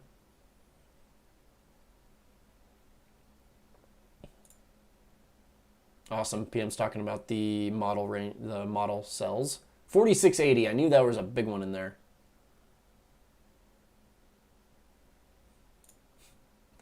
Astra Orbits. Thank you so much. Appreciate you like them. Thank you for staying on a late night stream like this. Steve, thank you so much for joining. I'm probably gonna end it. Soon. We're kind of there. We still have 55 concurrent viewers right now, so I really appreciate everyone sticking in to the end of the video. Just a reminder, guys, I am doing that secret hidden giveaway, so make sure you put a comment after this video is done about what type of solar panel wattage you have that you use, and that'll be your keyword to enter into the giveaway. And I'm guessing there will probably be 200 people max, so you're gonna have a pretty good chance of winning that solar panel. My comment's gonna be Watts. That's a good one. Sweet. Well, if there's nothing else, man, I think I might be calling it. I guess I could go 6 more minutes and make it to the 3-hour mark. This is definitely my longest live stream, but I'm going to tell you guys, I absolutely love just, kind of going back and forth with you guys, learning from you guys, getting your questions and trying to figure out. But yeah, let's see, what's he saying?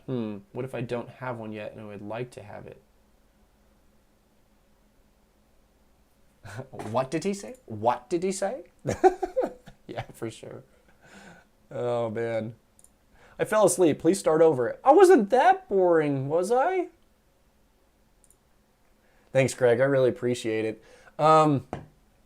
Also, I'm always open to video ideas, guys. If you have any video ideas, just email me, jasonoidllc@gmail.com. I would love to get feedback on you guys, from you guys about video topics, because I'm one guy. I can't think of all these crazy video ideas. I know you guys have a ton of them. So if you guys ever want to see certain tests done, just let me know. I'll call it. I'm gonna end it. We're gonna call the live stream finished here. So thank you guys so much for joining. Give it a thumbs up on the way out, and looking forward to the next time we do another live stream. We'll see you later.